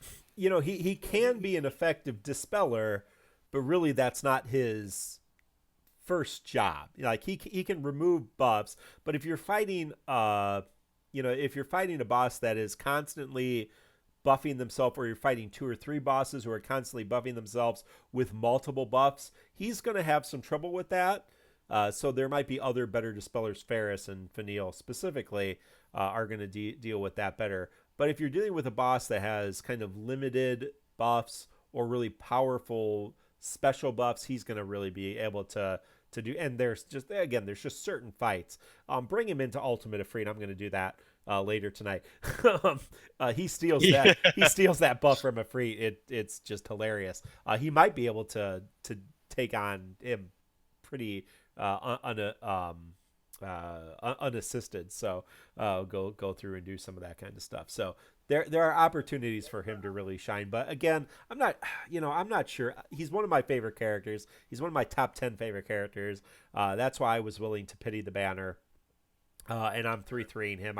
He's already 3-3 while we've been here on the show. So that's yeah, he is very good, Shyrol. He's very good on Entropy 5. A lot of people, if you're struggling with Entropy 5, if you didn't have Ferris fully limit broke, fully realized, he is going to help on Entropy 5 quite a bit. So, yeah, there are going to be some other fights going forward. So, anything yeah. else So before I go to the podcast polls? yes. Yeah. So so we talked about dispellers. His niche among all the dispellers is raw damage. I think Oh, out yeah. of all the dispellers, he just does massive, massive damage. Oh, yeah. He's Yep. pretty much almost a primary DPS. Yep. And as Mark has already said, his dispel is particularly noteworthy if the enemies have really good buffs. Like there were Reddit posts of him.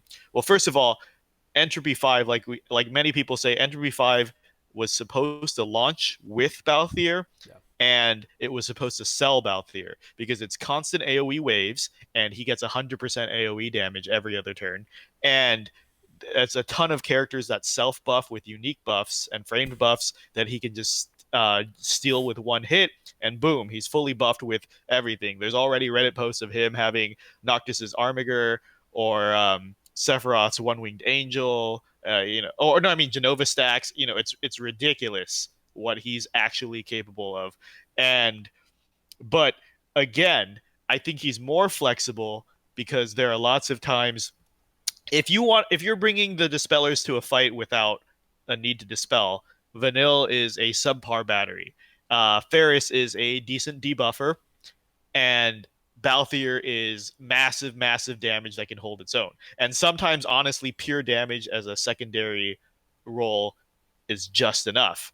And in particular note, again, he has a ton of 100% AoE damage that cannot be undersold, and he is the de facto strongest range DPS that we're going to have until King over a month later. So he can reign top in his field for a long time and have dispel niche, and I think he's a very solid pull and easy winner of the battle, of the banner. Oh, Sorry. yeah. Well, he's definitely the winner of the banner.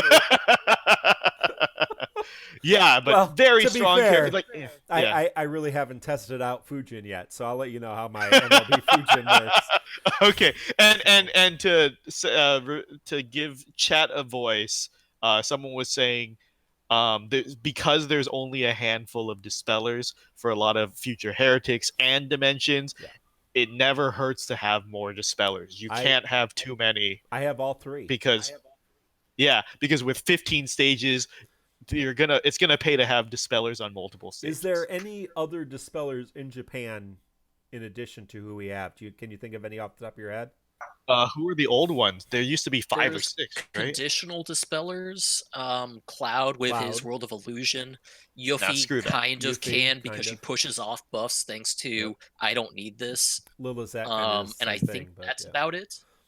Yeah. Is that it? I thought there was at least 1 or 2 more that have their dispelling ability of just like No, Vanille, wiping buffs off. Lion, Vanille and Aurora is Fair. Lion. reminding us of. Oh, Lion. Okay, yeah. Yeah, nobody has Cyan Lion. apparently Oh, Cyan. can dispel. I didn't Yeah, know Cyan's. that. Yeah, his once he gets his EX plus, apparently he dispels really, really well. We're months away from that, Yeah, so that's really just Lion for Yeah, now. yeah. It's a long time from now.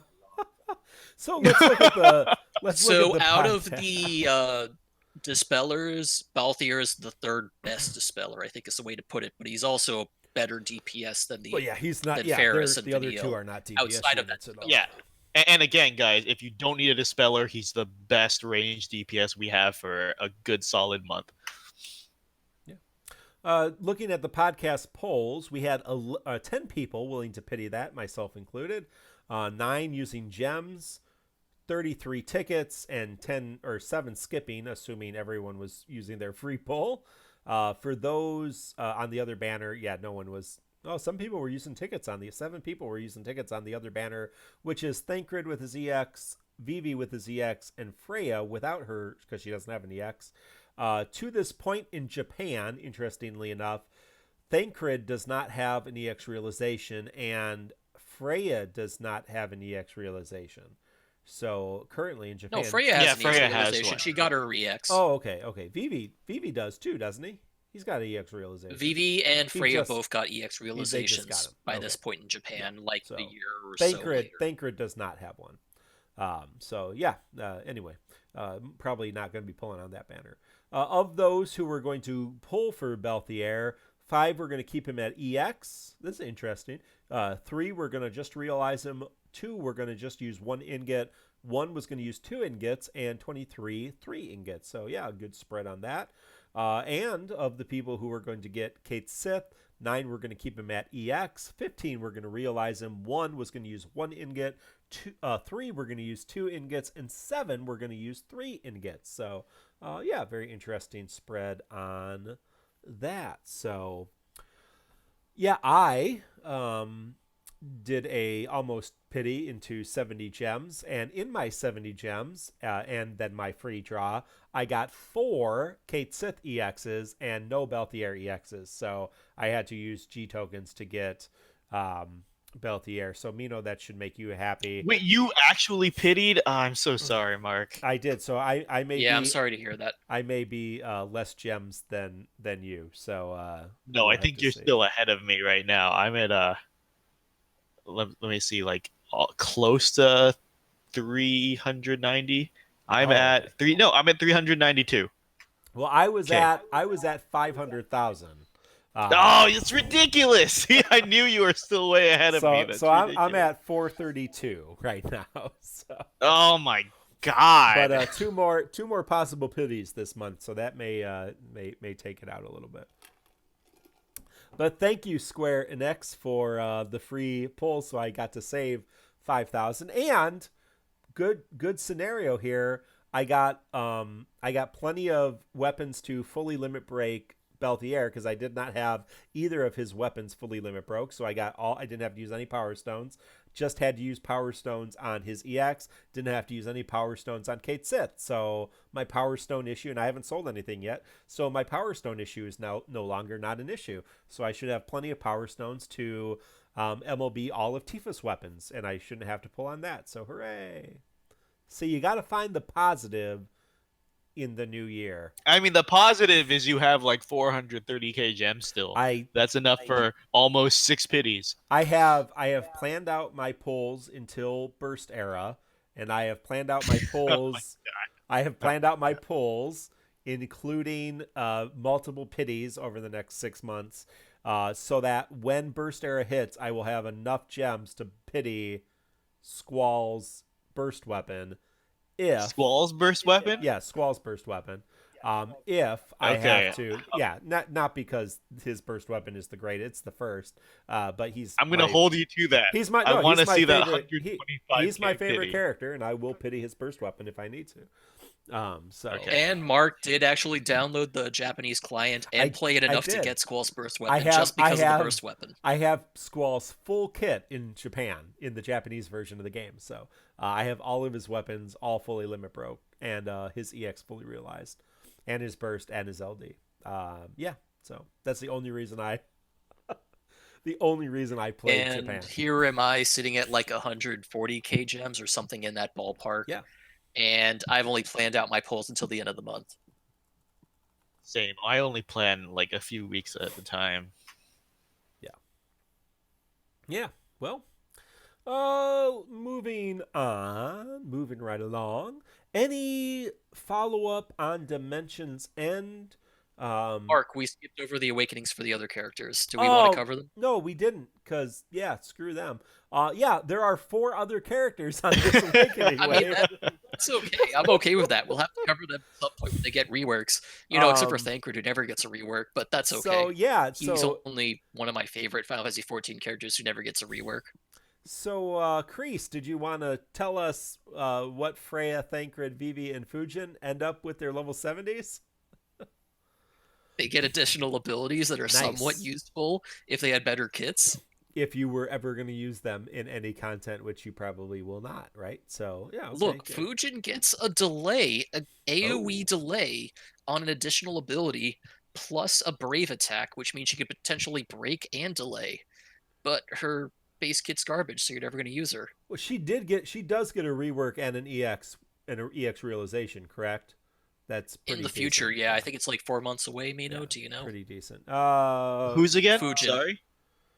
Yeah, it's we're gonna see it early summer. Okay. Yeah, good. Vivi gets fire enchant as his additional ability, which is really helpful. He does more damage with fire attacks. Yeah, there was some conversation on that when a character. I hate Vivi. When a character is enchanted with the element that they already do because of their abilities, they do 20% more damage, more brave damage. So it does help to be enchanted with fire if all of your attacks are fire.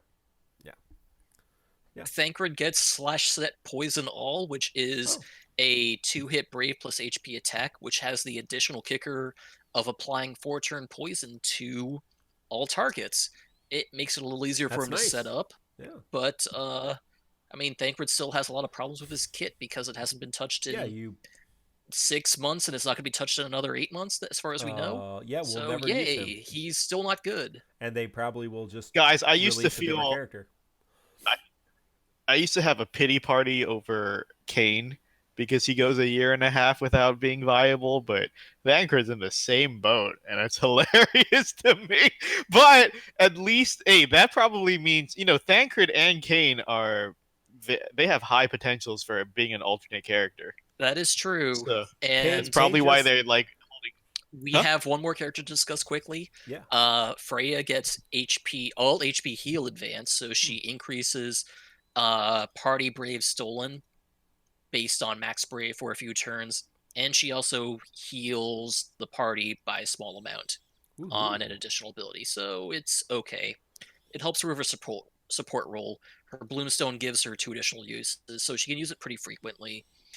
It's nothing amazing, but I mean, it's okay, and it'll tide her over until she gets her EX and EX plus. Cool. Well, thank you, Kreese, for actually looking to see what those did, because I certainly didn't. Any follow-ups? We just kind of have it on our outline every week. Any follow-ups from Dimensions End? Anything you wanted to add? Have anybody gone back and messed with your orders yet, or followed along? I think we're up to about. I'll just quickly mention that I am making progress in trying to complete Tier 3 because I've been stuck on that for a while. I think I'll get it by the next show, hopefully. Serah really was a big bonus for me for getting through that. But really, I think Vanille would be the better option if I'd booked her. But we'll see. I got some ideas on how to make it work, so I'll talk about them next week. Perfect. We are sitting at 18% of the people who have attempted dimensions and entropy have completed tier 5, cleared it, not completed, excuse me. 18% of the people who have attempted entropy have cleared tier 5, not necessarily perfected it. And I can just tell you by co-oping, there's tons of people without any plates whatsoever. So a lot of people have not even attempted this That's content. really interesting. It only went up 1% in a week. I guess Yep. it's really slowed down. Well, there was the bug fix, so people can't just reset for the easy perfects. Plus, everyone who really was rushing for the gold plate probably has already done it. Yeah. So there's very few people working towards the gold plate that are not already there. Yeah. Well, moving on to host discussion. The first thing, we have a couple of things to talk about, but the first thing was, should Global have smoothed the transition into Chaos? So we knew going into Chaos difficulty that there was a huge ramp up in difficulty, just like when we got EX, that was a huge ramp up in difficulty. Cosmos really wasn't for us, but we had a lot of foresight and a lot of help. But Chaos definitely has been. A lot of people are struggling. I know just obviously by looking at entropy, a lot of people are not even tackling that content. By going on social media, I just see people struggling with chaos fights time and time and time again. So it is challenging content. So what did you have to think about that? I assume Mino wrote this. So what were you thinking about, Mino, with should GL have smoothed the transition into chaos? Well, we had a lot of discussion in our channels today about how the transition into chaos really did burn out a lot of people, and that GL has the power to smooth these transitions because if we dial the clock back a year, when we were just getting into EXs, Square actually did smooth the transition into EXs. It was supposed to be pretty rough, but we got lowered scores for a lot of events that were considered ridiculous, like Gilgamesh and the ones surrounding him. I forget, but I remember in particular Gilgamesh was considered so impossible in Japan. It got a 1 month extension while Mm. stronger characters came out so they could complete it. I remember the GL Gilgamesh event plus several of the events surrounding it got their scores lowered. Plus, at the time, we had time travelers to make things even easier. And so there were a lot of things to make the transition into the EX era pretty damn smooth. If you're a longtime veteran player, you remember that. Um, with Chaos era, it seemed like they went in the opposite direction and made things harder because not only are we no longer getting time travelers again for sure, or at least we haven't months into the Chaos era, but a lot of events got sped up. For example, back then in the EX era, characters got sped up, right? Because they were trying to catch up to Japan. So we had sped up character releases. So we had more options for the EX fights. We had lower scores for the EX fights. I remember Locke was another one with a lowered score. And it was altogether easier to get into. Chaos is not only infamously hard, rough transition, but they brought entropy up by 3 weeks to as a lot of people felt like it was quite a bit of extra pressure. No more time travelers, and certain events just came before the characters were available that were built for them. So the discussion here was a lot of our friends and content creators are saying that they burnt out a lot with the transition and that GL has the foresight to know that this was a period that was not well received in Japan, could they not have made this a better experience for global, or should they do that in future transitions? Because we have a lot of you know how we have a lot of bugs that the Japanese version had. Japan has a lot of disastrous bugs. GL gets the exact same bugs when we patch in, like just like the entropy bug. Like should with the foresight they have, should these bugs and problematic transitions not be tackled before they re-release again? It feels like the GL team's not putting in the effort anymore. They're just translating and throwing the same version at us with very little regard for fixing their past mistakes. Yeah, I mean, I would agree with you if we weren't getting continued to get kind of unique stuff that was geared towards us. I mean, yeah, obviously, if you know that there's a mistake like the entropy thing, uh, why wouldn't you fix it? But especially if you're going to fix it. Seems kind of like just seems like a miscommunication, or I don't know how they do things either. It's not my area of expertise, so it may be a little harder than that. But yeah, it was interesting. I don't know. I know there was some conversation about basically dropping entropy earlier than they got it in Japan. Was that a good idea? Was it a bad idea? Again, I think we've talked about it enough, but there's no rush to beat it. The rush was kind of all in our heads, right? And you and I obviously, went and beat it within 24, 48 hours. But plenty of people don't have to do that. I mean, like, nobody needs to do that. But I Right. mean, Yeah. it just That's was, true. and it made us pull on banners that we may not have wanted to pull on. Made us invest in characters. I don't think I would have invested in Ferris if, although I do like Ferris, if I didn't need to beat tier 5 before Balthier came out. So yeah. Right. It was of course, like you said, it's optional, but to echo what Macnell and Strafe say, and Strafe is one of the people who beat it the fastest, Yes. right? Yeah. He did it in under 24 hours, and he said, and Jin Lee as well. Both of them beat it really fast, but they both said they had a lot of fun, but they both thought it was an exploitive practice, because as Macnell would say, of course it's optional, and of course there's a lot of people it won't affect, like Kreese and Inkwelder, who stick to their plans, but it does without a doubt affect certain people who want to rush that content, like me and you and Jin Lee and Strafe, who, like, there are people who want to chase that gold who, as you said, pulled on stuff we didn't want to. Like, there was no reason they couldn't have waited for Balthier release to release it, right, on the correct time schedule. There's no reason to, other than a race for gold. And as we've talked about in the past, the banner stuff really is a psychological thing. Like, banners exist to, as Kreese say, induce FOMO, like fear of missing out. People will feel lesser than if they don't have the banner as fast as other people, I think. I mean, Kreese, you must have something to say on this. You were very against it, right? I mean, I was against people saying this wasn't FOMO that Square Enix was trying to apply. It was definitely FOMO. It's the same sort of thing that I complained about with the ingot packages. They brought it early, knowing it would be much more difficult to complete the 5 tiers and get the gold plate than if they'd waited a few weeks.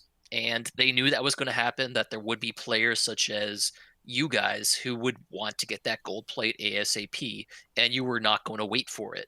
You were going to invest now rather than wait the few weeks necessary to get characters that you were, in Mark's case, he was planning to pull for. I don't know what you were planning to do, with the Balthier Cait banner, but there were options coming. You knew options were coming, you just didn't care at the time. It was highly exploitative, like Macnell said. I just think you let it get to your heads, and it was a clever tactic. I don't like the tactic, but it was a clever tactic on Square Enix's part. Yeah. So, I mean, back to the original question, should GL be preemptively correcting the mistakes that they've seen in JP? Like, is that something we should expect of them, or is that expecting too much? I kind of said this too in chat, but I'll mention it, or I mentioned it in a private chat. Never mind. They definitely did make some concessions by delaying the earlier Dimensions End, the ones that were time limited in Japan, making them permanent and bringing them almost a whole month later Yeah. when we had more options. The entropy thing was definitely underhanded, but Pathos and Order came later. You had more options, and they became permanent rather than time limited. Right. So they kind of helped. And the fact that Chaos, we knew it going in that it was going to be a nasty break. We knew it was going to be rough. We thought it'd be rougher than it actually ended up being. They didn't make any adjustments for us. It would have been nice if they'd made some early adjustments. But the biggest adjustment they made was delaying one of the big problems that a lot of players had, which was the early Dimensions End stuff that was time limited, and you had to get the rewards or you lost them. Yeah. Yeah, that's a great point, Kreese, because what we have as Order and Pathos were the beta Far Into Dimension in Japan, and they were time limited, and they came out early Chaos era, so like a month before we got them. So in one sense, they did correct some of the problems that Japan had by moving it back, but then ramped up the other end. Um, yeah. So yeah, I don't know. Yeah, it is what it is. I think they've found some ways to change things, but obviously it's not 100%. There's still been some bugs along the way. There's still been some issues that we know Japan had and now we've had. Yeah, so they can always do better, but they're not just copy and paste. And I've Right. played Yeah, that's I've true. played They do several add. yeah I've played several games that are literal copy and paste, Yeah. from the whatever Korean version to global version, or whatever version to global version, Chinese version to global version. I will point out again, I want to reiterate that I think they could have done a better job on making the transition a little easier, but it also wasn't in their financial Yeah, well, yeah, right. business model to make it too much easier for us because they want to make you Yeah. guys and me too invest more money in the game. And I'm sure there's numbers involved that show that on big power creeps, people spend more money. Well, I and don't it's have the numbers there. I'm projecting and just making conjecture here, but I almost highly predict that when entropy dropped, there was a huge drop in the money spent, especially because those in-game book packages came around the same time. you Right. know And then, did you have anything else, Mark? I had to just go. I was gonna sort of read chat and move on. But did you have an yeah, extra no, thought? that's fine. Go ahead. Okay, so of course, as always, it seems like there's a small debate brewing in chat, and I'm always glad Macnell's here to defend the other side. But it is a very controversial subject.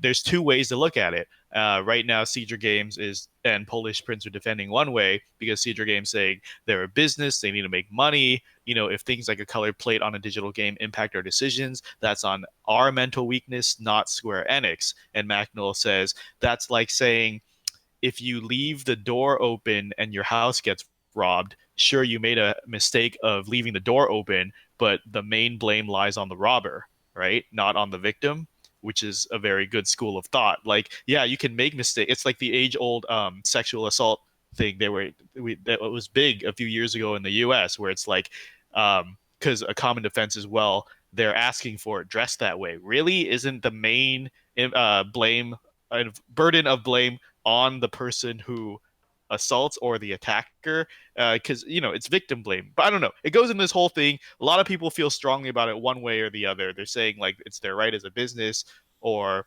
etc., but mainly um acknowledge both sides.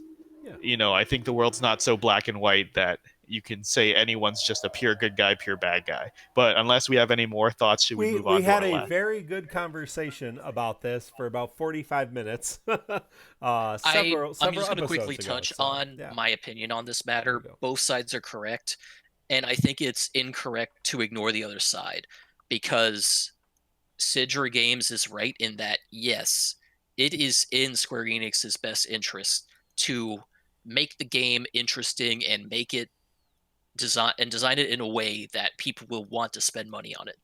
But it's also, as Macnell states, wrong for Square Enix to do that because they are actively manipulating their player base to try to get money out of them. Both sides are correct, neither side is wrong. And Polish Prince, the last thing is he says, I don't know, I don't remember. He said that Creasy worded it saying it was definitely an underhanded move. And he's like, but yeah, of course, you can have the opinion that it was underhanded, but saying it was definitively underhanded is Yeah, and we've speculation. You're had And this right. we've My had this language was a little iffy.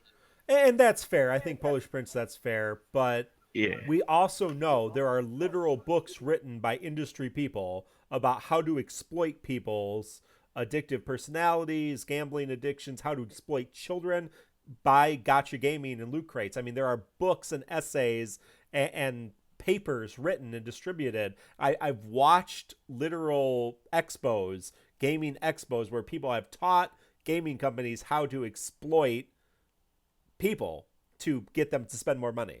So that's bad. Like it's not illegal.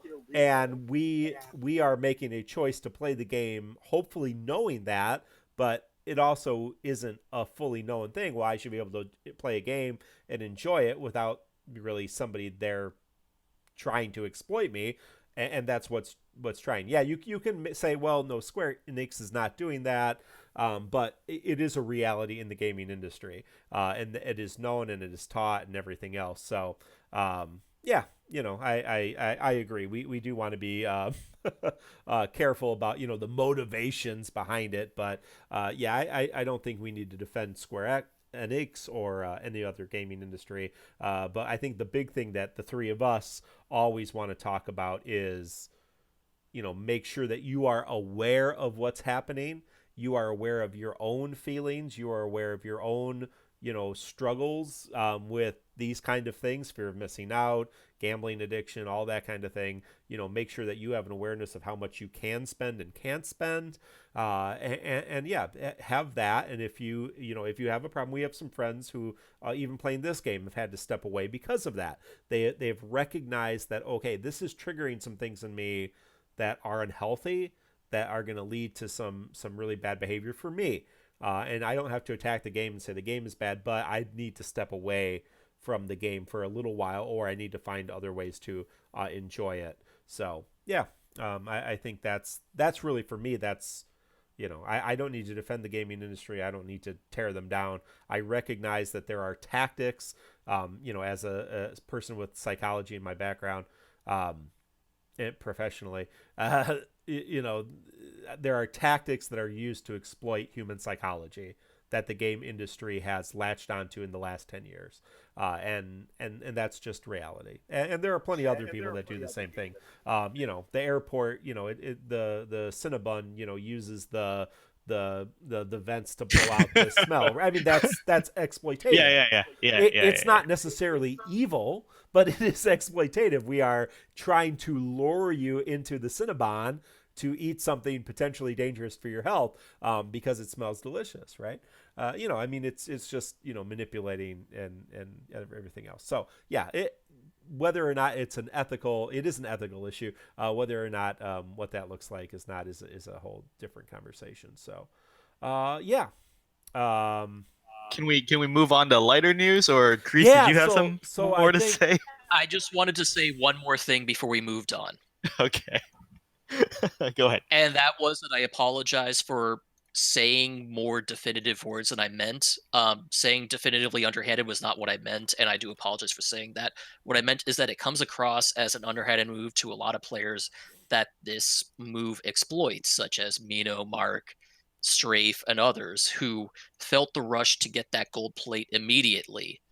And that's all I want to say on that. Okay. Sorry for taking a little bit more time, but I wanted to get that across. No worries. That took a lot longer than I thought. We're gonna move on. Chris wants you to know that we are the problem. So right. To end on a positive note.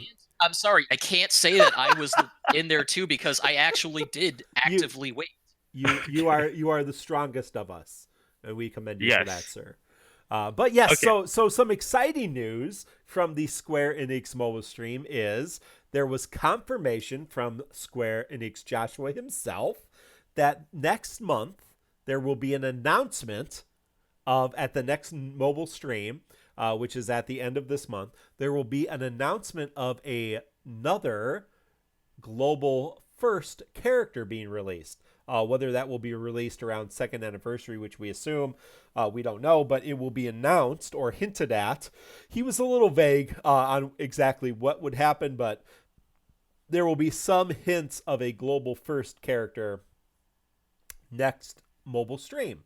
So, hey, what do you all think about that? There's been a lot of speculation, a lot of excitement. So who do you think will be our new global first character? So everyone's hoping it's Riku or Red 13. Guys, I think you're all lying to my face if you tell me Red 13 is your favorite character in FF7. I had this big conversation in our channels saying there's a lot of people who will say Cait. I don't believe anyone who says Cait Sith is their favorite character or Red 13 is their favorite character. I think people are only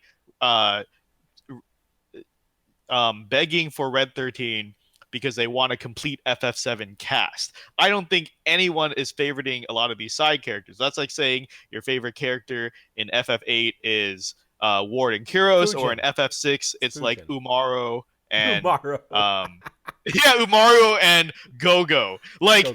Definitely let's go. be real. A lot of these characters are roster padding and background characters who are deliberately a lot less padded than the main characters. I strongly Axel feel. mentions Fujin. Yeah, Fujin. He's favorite. Oh Oh yeah, man, but there's some good ones. Star Shadow's gonna say Xenos, uh, and yeah, Xeno. I've heard Xenos thrown out. Now, final character 7, Kina, Kina. How do you say that? Quina. It's Quina, yeah. the from Final Fantasy 9 who eats everything. Final character 7's clearly Nice. lying to me. Nobody's favorite character can be Quina. Oh, Stop it, Quina's so guys. great. These are like literally the last characters you get You know who how have many? the You least know development. you can not get Kina. You can completely skip it. Yeah. That's that's a random guys, thing. like at least characters like Vincent actually have ridiculously extensive backstories in their games. But guys, stop. Red 13 is nobody's favorite character in FF7. You guys are lying to me saying nobody else in FF7 appealed to you more than Red 13. You know, I'd believe Sephiroth is your favorite character over Red 13 just Now, because he's cool. But I don't know. But like, so a lot of people were asking for Riku and Red 13. I don't know how they're gonna play it, but on to the topic of GL exclusive, I'm hoping it's nobody I care about. In fact, the only character in FF that I still care about that's not in the game yet is Riku from FF10. And I'm hoping it's a character I don't care about because very likely, just like Beatrix, we're going to get them now, and then we're going to see nothing on them until they naturally appear in Japan, which means over a year and a half for improvements. I already have to wait for that with Kane. You know, I don't want to do it for another character I care about. I So I will really, mention, oh, go Mino, ahead. sorry, Yeah, that yeah, yeah. Joshua on last month's stream said something along the lines of that Square Enix has learned from the Beatrix experiment and they're going to make sure they do not repeat those mistakes again. I don't trust anything. They can say whatever they want. I'll believe it when I see it. Okay? Because I mean, no, because realistically, how are they going to do that? If they introduce a character now, I mean, they could speed up the JP release of it, but it's still going to be a long wait until it comes back around, well, right? I think we should just get a character that Japan never gets. So suck it, Beta. So That's all I gotta say. so personally, I do hope it's a character I do not care about. It can be powerful, sure, go for it. Like Beatrix was a perfect in between for me. I think Beatrix was an amazing addition to the roster, very strong, very good for a particularly difficult era, and I really don't care if it comes back. Also, Beatrix is, let's be honest, nobody's favorite character is Beatrix, guys. Stop. Let's be honest. This was a character that was playable for one fight and an NPC for the rest of the game. So She was very technically playable in 2 sets of fights. fine. 2 fights and an NPC for the rest And of the I went game. on record on Reddit and saying that I was willing to pity her as soon as she was announced before I knew anything about her kit.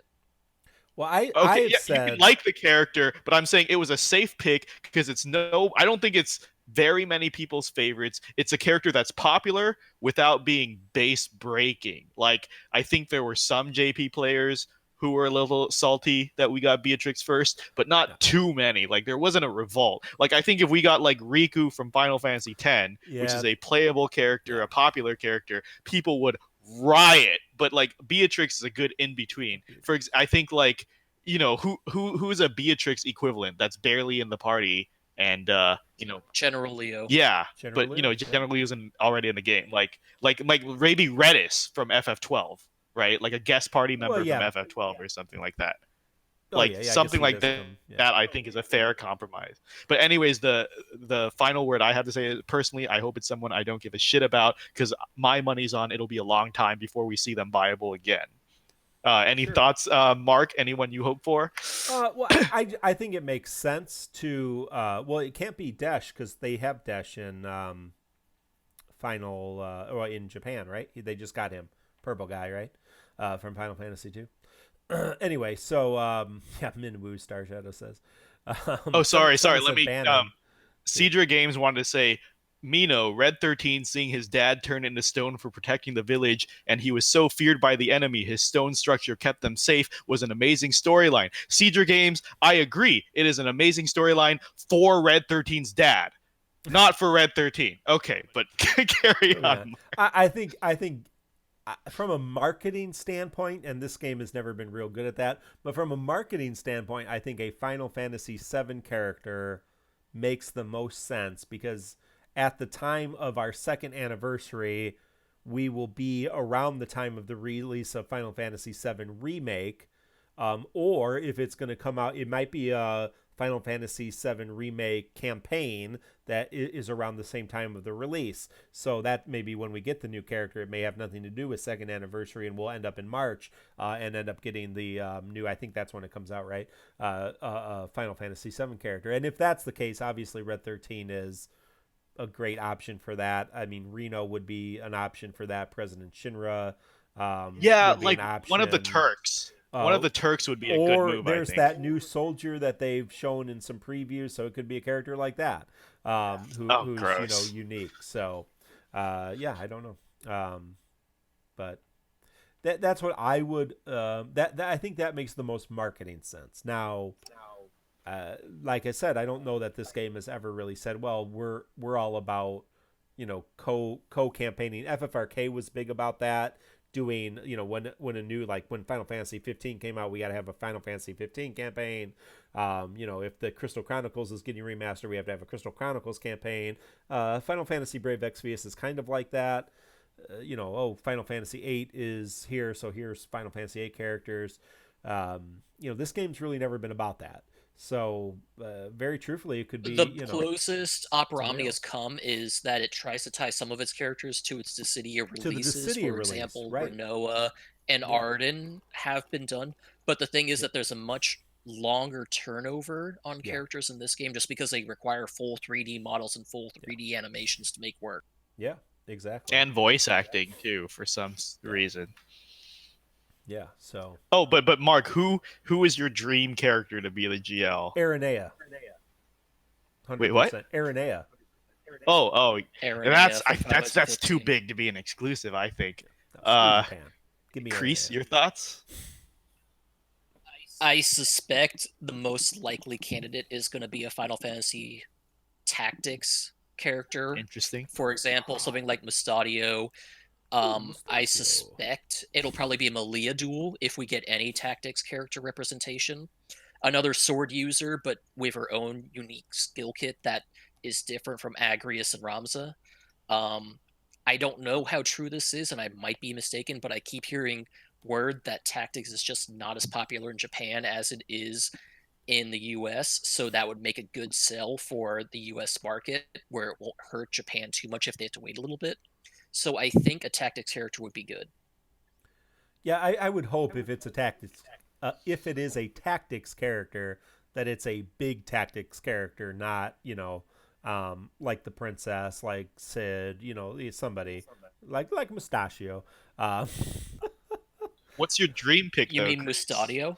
Yeah, everyone's saying Mustadio. I don't know. We just had Balthier, guys. I think they're pretty similar. Let's be honest. But Kreese, what would your dream pick be? Out of the options available that have not appeared in Japan and are not in game yet, I think Red 13 would be my top pick.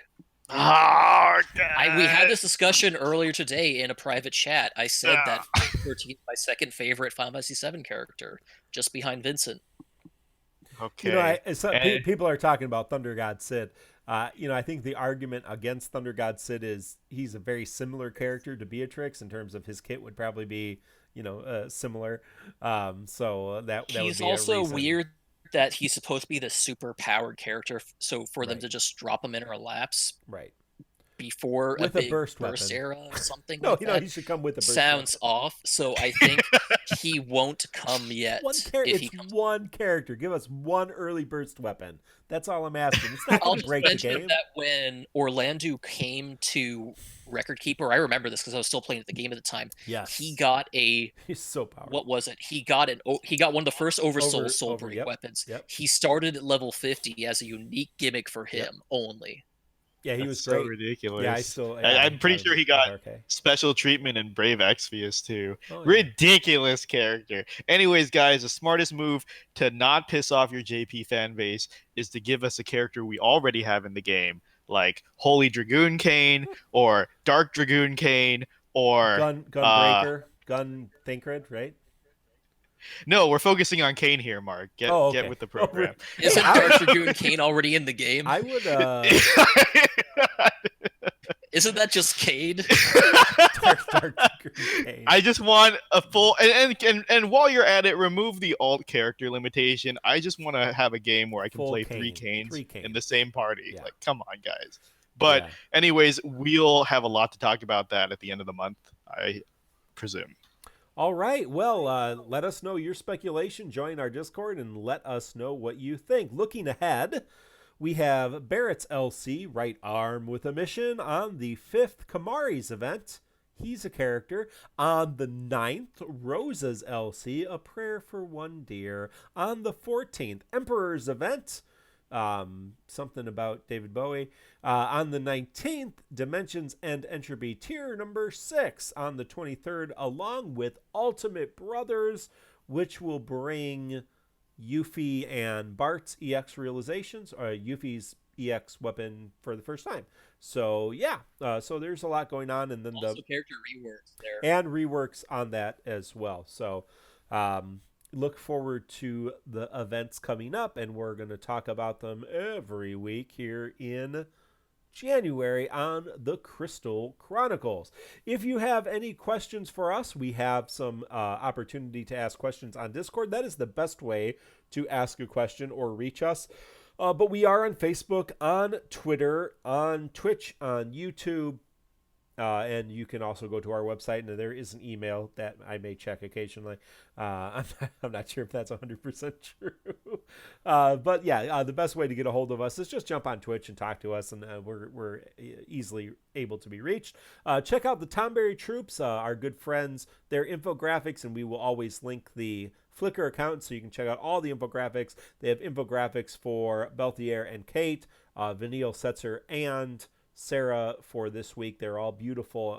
Thank you, Ink Welder, Talut, Dreamy, and Vanovis for the good work that you do. Check out Macnol's Call to Arms. He just put up a new one for all your video guides and to post your videos for all the Chaos fights. He's still working on the Entropy one, so looking forward to that when that gets up to see how we can share that information. And I think that's it for episode 83 of the Crystal Chronicles. This has been Mark, Mino, and Chris. We wish you all Happy New Year, the best of luck, and until next time, goodbye.